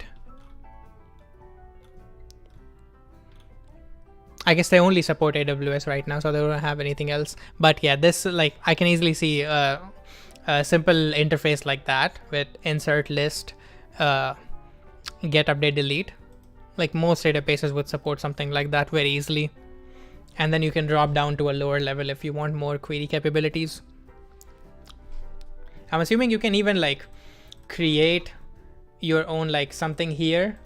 Like instead of cloud.topic, I can have something like my own library dot MySQL table maybe. And then I'll have like the APIs. I'll have a Keasley like API there, the entire query builder thing right in here. And it can talk to something like PlanetScale pretty easily. That's what you're trying to figure out now. I mean, it's just creating a class, right? You just create a class that talks to a JavaScript thing. That's pretty much it. Looks like those classes are just using the extern. Yeah. I cannot like control click into this, but yeah, that's pretty much what it's going to be. And maybe like you use the cloud, like you use the Wing stuff to grab secrets or something, and then you pass that into your custom class to connect your database. Easy.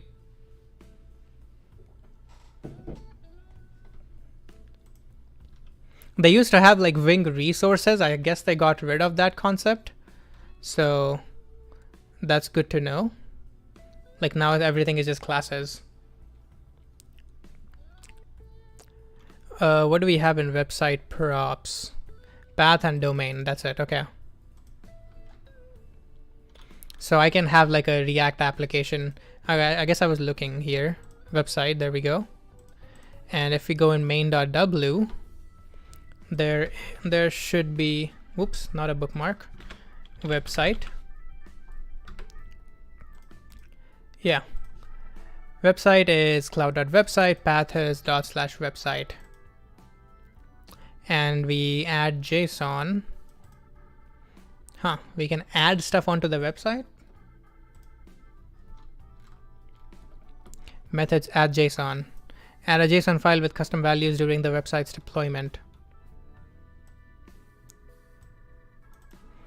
So the only thing you can do is add JSON paths or add JSON files into your website at runtime. Okay, that's fair. That's yeah, I guess that's yeah, that's fair. That's fair. That's fair. Website. Let's see what do we have in here. You have the index.html. Okay. So yeah, this is basically the output of a create React app. It looks like. Is there an SRC for this website? No. There's just a build stuff. Yeah. Yeah, this does look like the create React app thing, right? Definitely a Webpack thing. I don't know if it's specifically create. What's functional Wing? Explore ideas for making Wing more functional. Interesting. I am curious. Add a prefix to all tasks. Max number of tasks. Number of tasks. Do you have the task?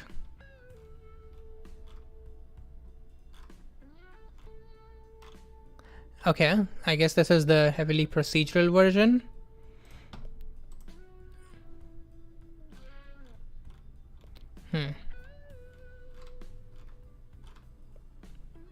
No.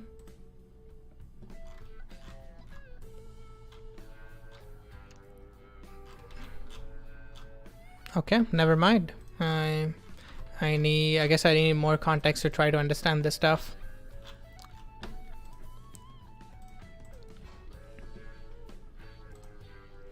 Release webhook SDK in Wing. What is this? Bring CDK-TF provider AWS as TF AWS. So you're just importing AWS directly in here. Interesting. TF AWS. What do we do with this?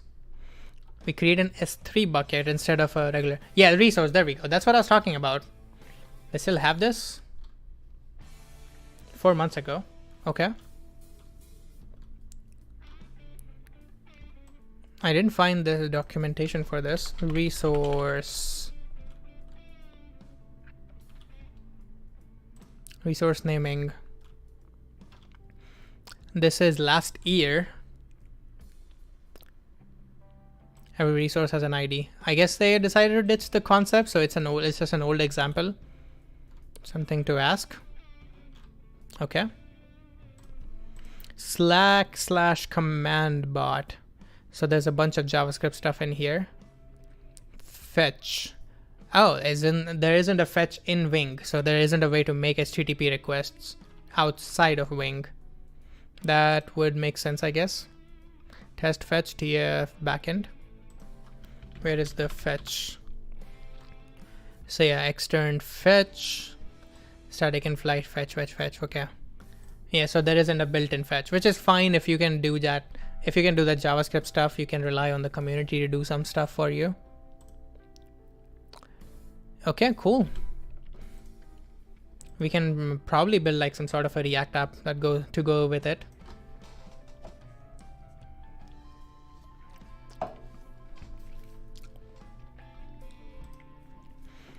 Okay. http.get. No, that's to create a handler. You already have that. That's probably just this. Never mind. You're right. Yeah.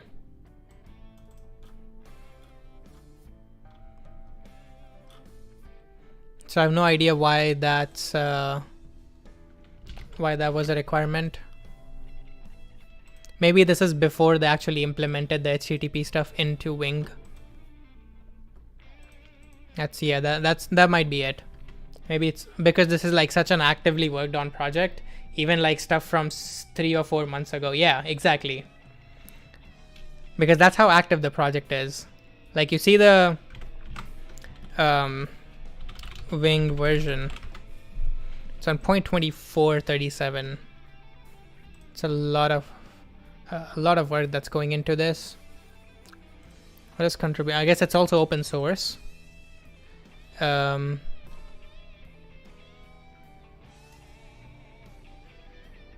was I looking for? I forgot. Okay. Anyways.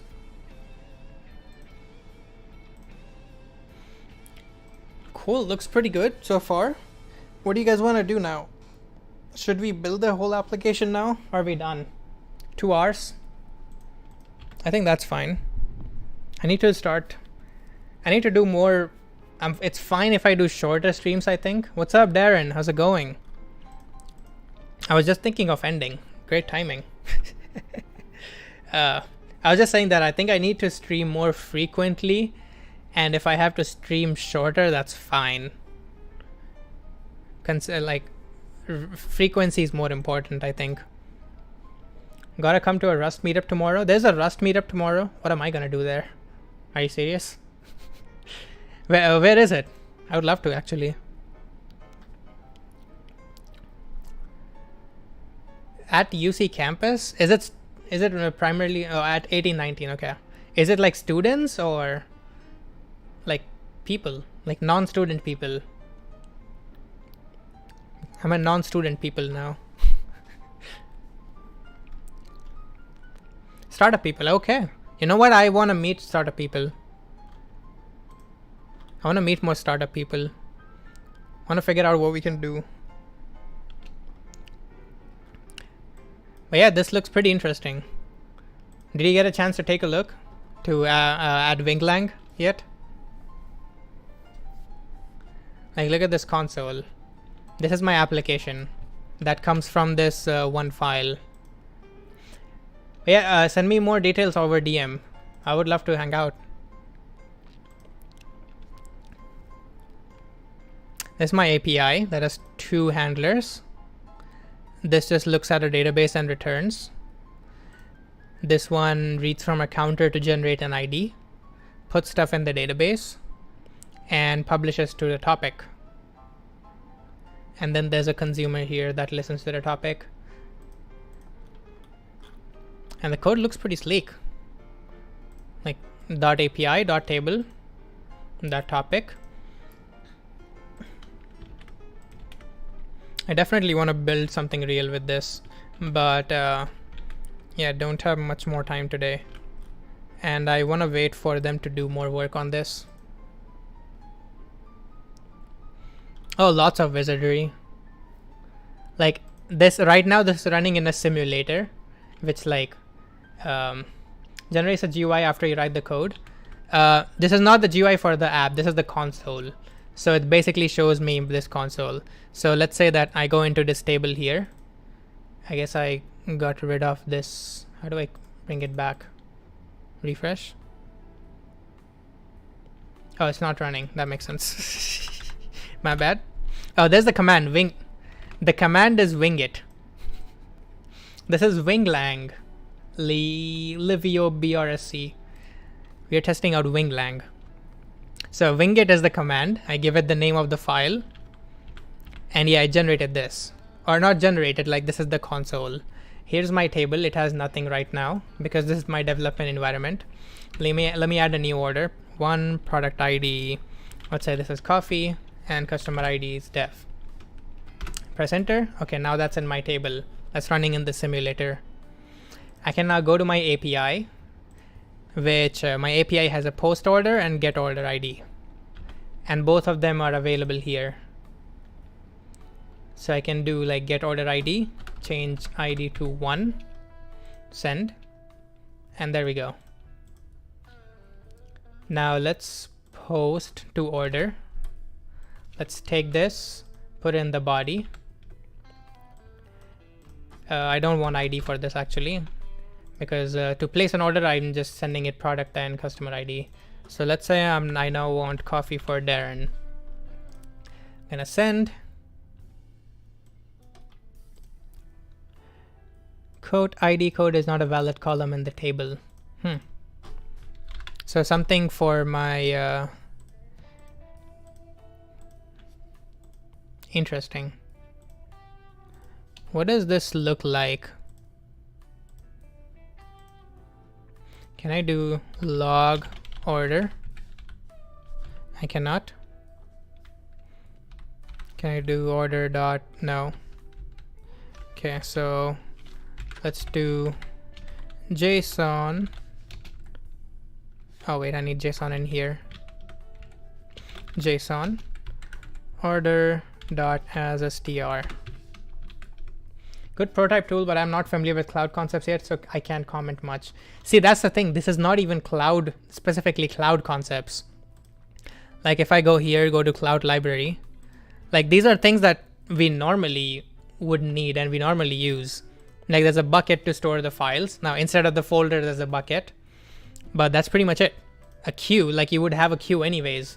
There's just a queue that happens to be on the cloud, but it doesn't even have to be on the cloud. You can configure that to run in memory if you want. There's a scheduler, which is basically just a cron job. There's a topic, which is just an event emitter. There's an API, which is like, it's basically just like using Express.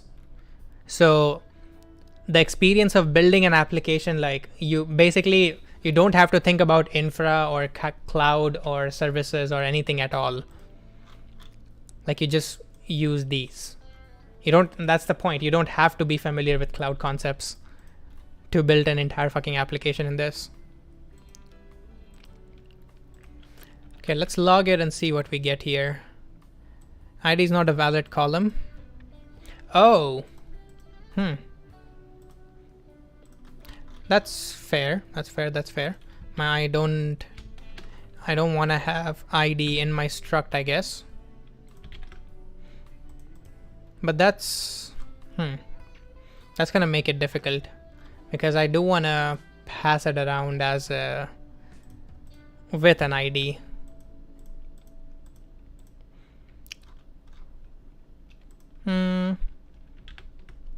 This is going to be fun to deal with.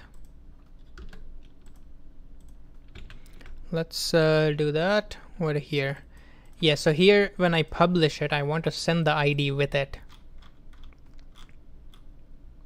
But ID doesn't exist on the struct anymore. Except it feels too easy. Yeah, that's the point.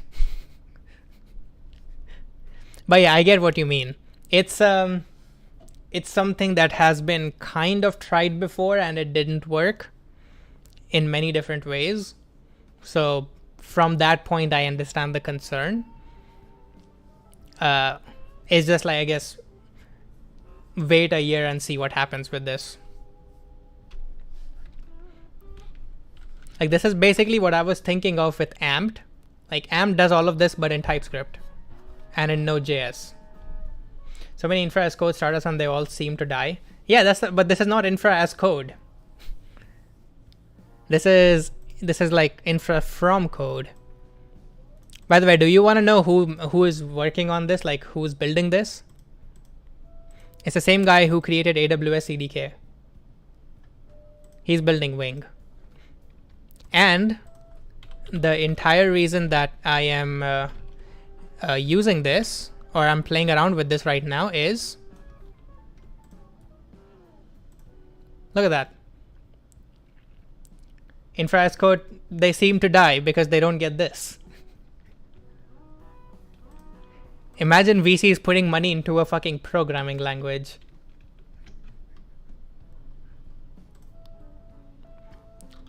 They just announced this like yesterday. Exactly. No one else has that. Darklang kind of had some money, but they ran out of it, and now they're like on life support.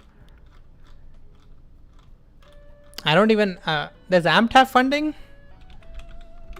Oh, not this one. Get Amped. I don't think even Amped has funding, because they would like very proudly announce that if they did.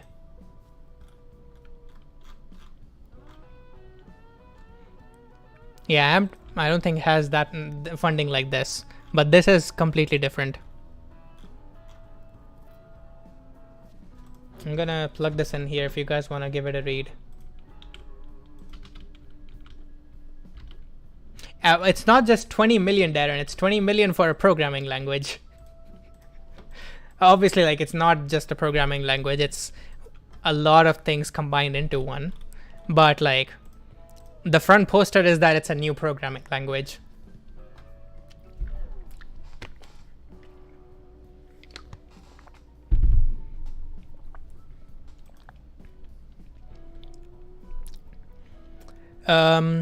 What was I looking for? Oh yeah. So here I don't have the ID anymore, which means I need to, I guess, somehow like give it an ID and the order. I don't know how I'm gonna do that. Infer from code just feels too disruptive to current app stack. Really changes so many current practices. Exactly. That's why there's money in it. Because people are getting tired of writing Terraform even.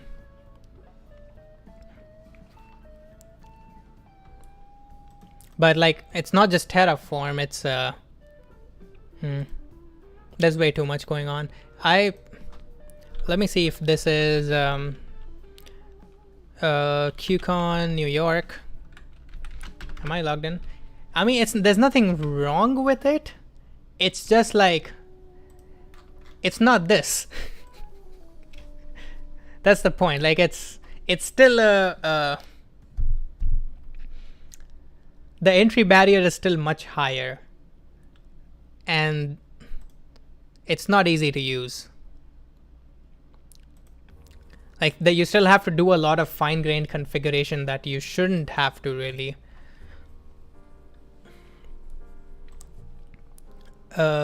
Schedule Thursday. So I was at QCon New York, and where is it? Developing above the cloud. Yeah, this is a pretty great talk.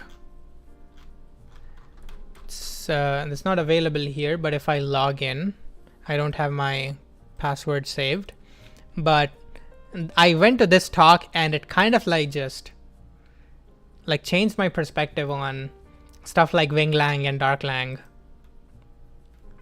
Like, he starts this talk with a slide. Programming used to be fun.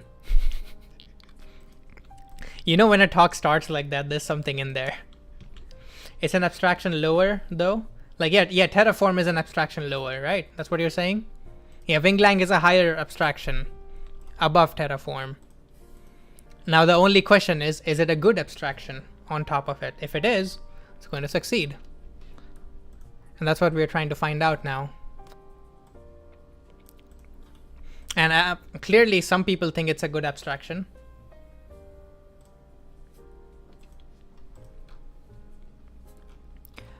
Yeah, I have to figure out what I'm gonna do with IDs. Am I gonna send a tuple, or am I gonna have like different objects stored in that goes into here? Can I just add an ID column in here? You know what? Let's bring all that stuff back.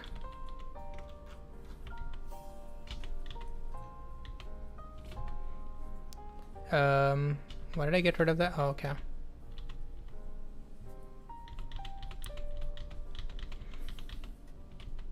Okay, I need the ID in here. Let's add ID in here. There we go. Now it should work. Unknown symbol ID. It's running now, right? Yeah, it's running now. So it's not a valid column. That's fine. Clerking. Sure. This is... Yeah, okay. I don't want to answer that. Let's place an order. Not that. So I can also invoke the function directly with the payload, or I can like go through the API. So we want customer ID is Dave. We want product ID to be coffee and send it. Unable to parse object as string. Which object are you not able to parse as string? Can you tell me?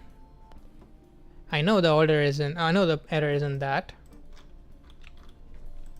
So the debugging experience could sad call. The debugging experience could use a little work, I guess.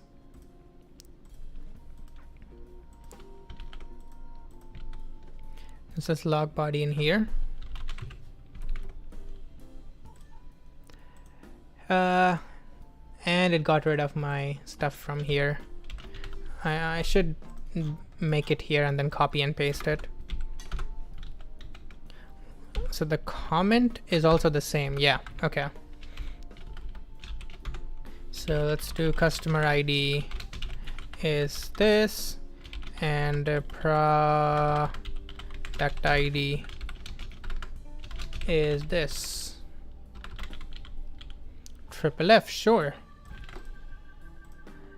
Let's put that in here. So, okay. So it parsed it, but I guess it's failing at this step. Wait, that's already an object? Or is that a string?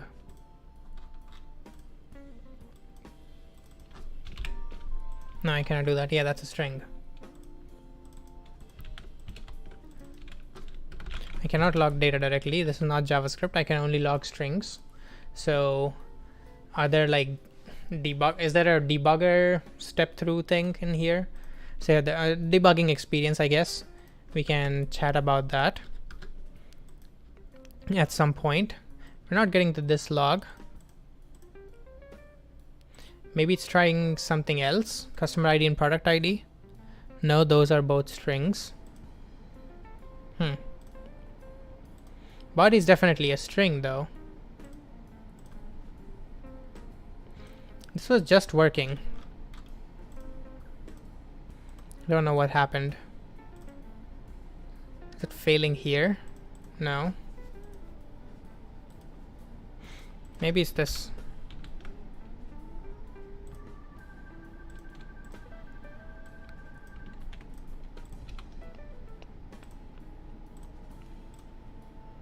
Nope. Yeah, this is the JavaScript error, so it doesn't show me where the error is from in here. this part. Maybe we need a from JSON. Let order JSON equals order to JSON.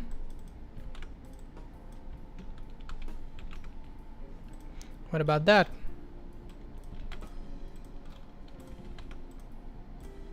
Send.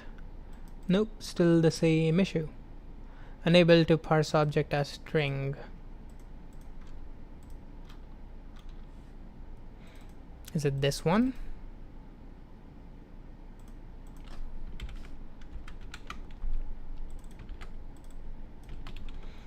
What about that?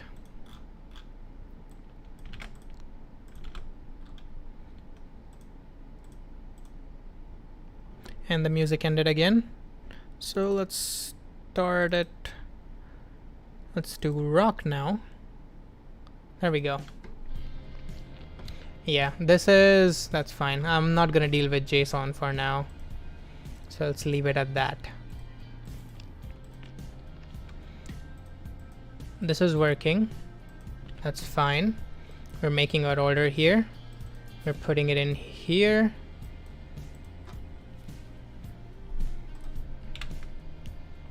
We don't see the second log, right? Is this working? Ooh, did you see that sweet animation? Let me move it to the side. So I saved the I removed the publish and I save, and it disconnects the topic from the function and it moves it here. And now I enable it and save it, moved it here. Sweet.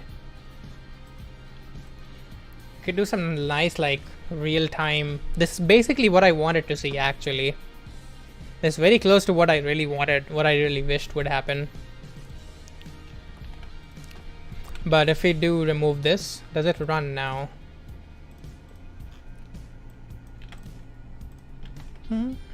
Oh.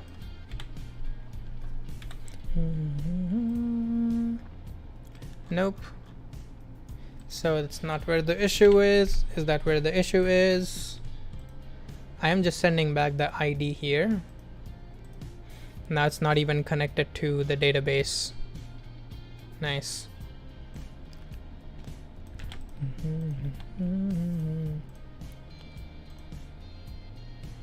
Huh. Do I need to put this in quotes? No. Unexpected token. Okay, yeah. So that's automatically a JSON string in here.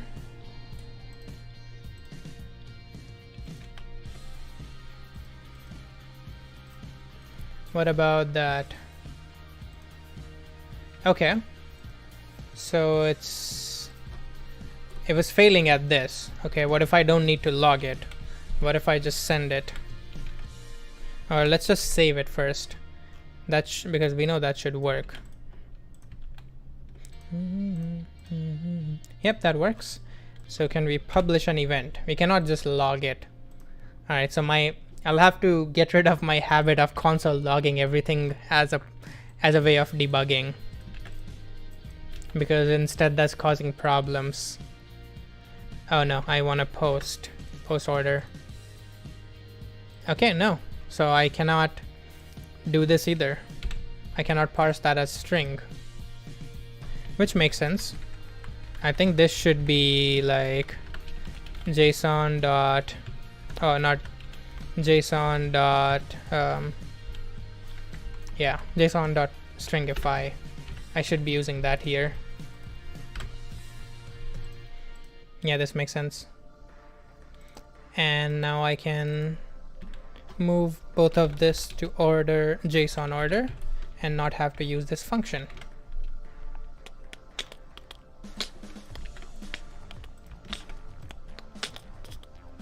Post. There we go. And order received 0. So now if I change this to Darren, order received 1. There we go. And I can get a latte for myself. Latte. Send. Order received 2. And if I go to my table, I have all 3 of these orders here. Beautiful. What about counter? My counter is at 3 because 0, 1 and 2 have been used. There's so much more than a prototyping tool. I definitely want to build serverless Presso in this. It's too innovative. What do you mean too innovative? You're a freaking venture. You should be the one to appreciate innovation. You work at 1819. What happened to Cincinnati Innovation District?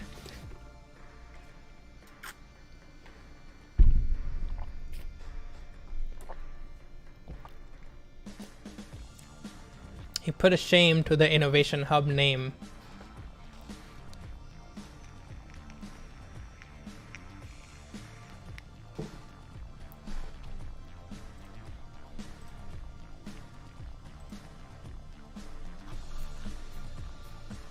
So I don't need order 2 JSON anymore.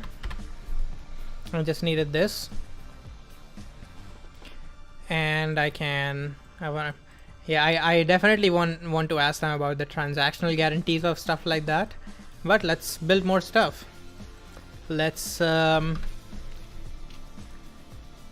about that. Let's make a barista API and do barista API dot let's do put let's do patch, yeah, patch, and we are going to say slash order slash ID slash prepare, or let's say mark as prepared because I don't care about rest. This is an in-flight function. Copilot, do your job. There we go. And now orders.get, we can go into the orders table. Oh, control clicking is not a thing here. Okay. We can say status is also a string. Is there an enum?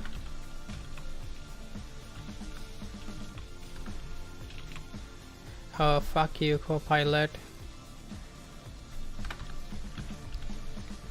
There is no enum. Boolean day JSON member string. Okay. What was that? Oh, YouTube subscription. Thank you very much.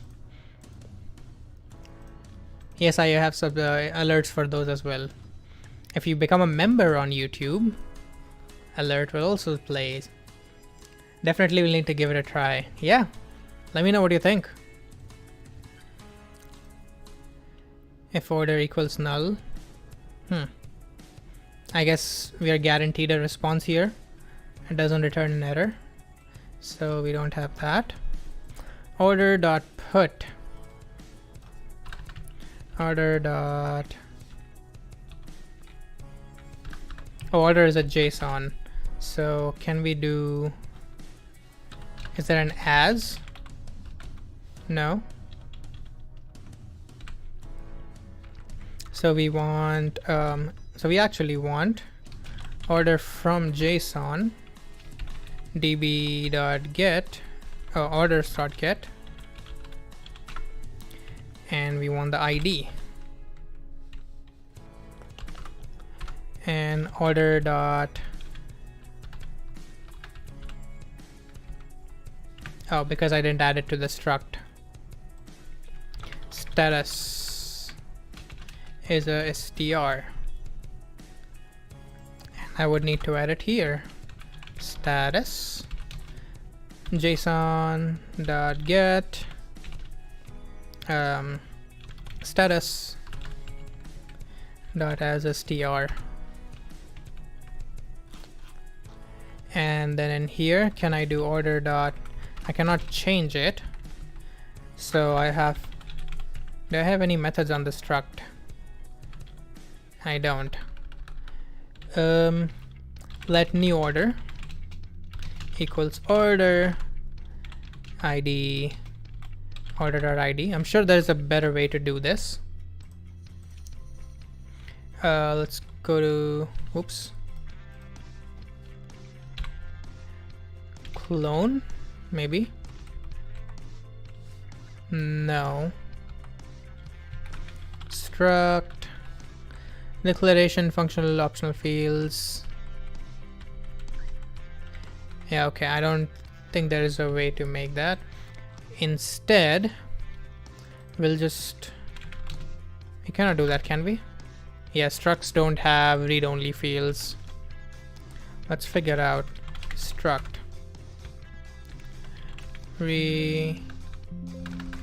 Modify, mutate, nope.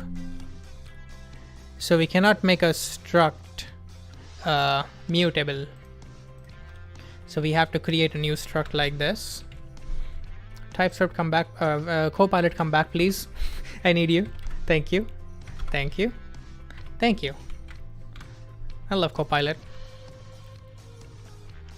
So you can get rid of the var here. Oh, and in here we want a status of pending, or let's do status of placed. Here it's prepared. We can do update JSON new order.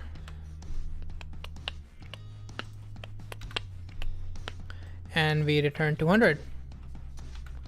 Let's also return body of ID.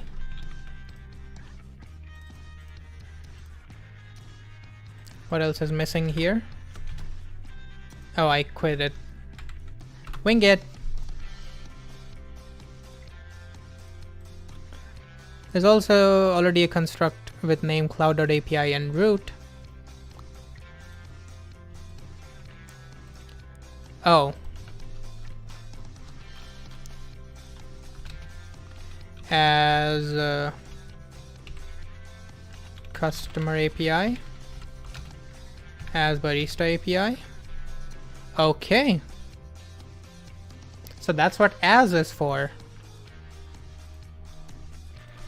Let me see if this works for these. No?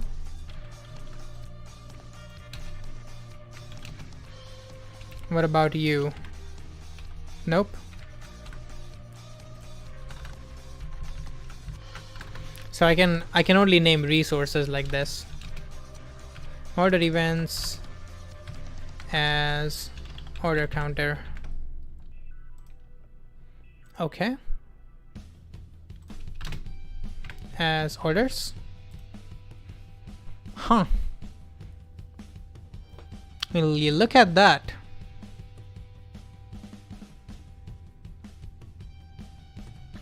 I wish there was a way to name these though. Can I not name functions? I can. But it only seems to work for functions and not for APIs. Can I? No, I cannot name those. Yeah, I cannot name API functions. That would be nice though. I'll ask them about that.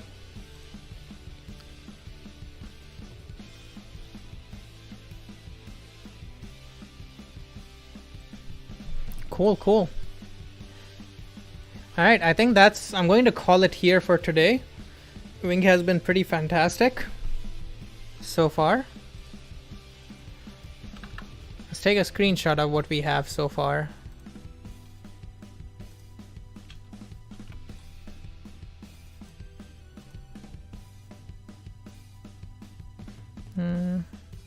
What's that? Pop out, expand all, and collapse all. Okay.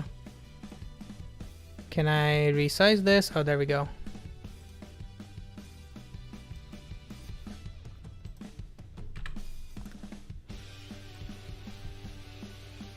Let's take this.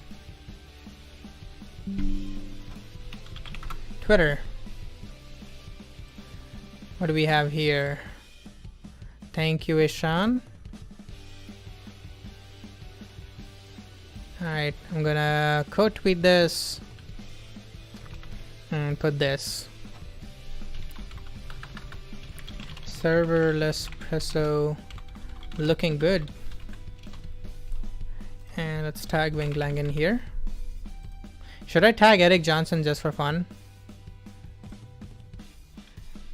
Eric Johnson. Can I? Yeah, I cannot tag in photos. Cool. Looking good so far. Tweet. Alright. I'm gonna call it there. We only have 3 people, so I don't even feel like... I feel bad raiding someone, but who can we raid? Oh, let's just go to Griffin. Or Kisaka is live.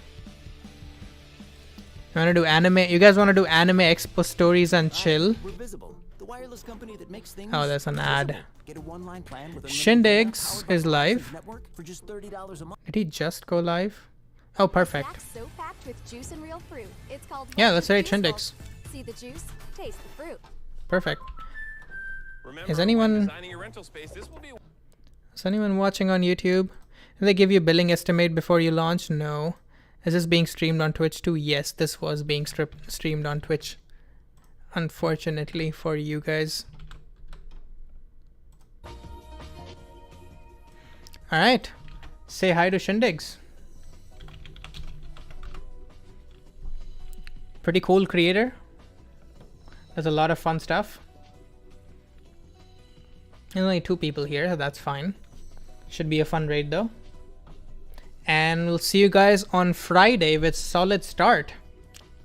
Excited to give Solid Start a try. I mean, I've already tried it, but bye bye YouTube.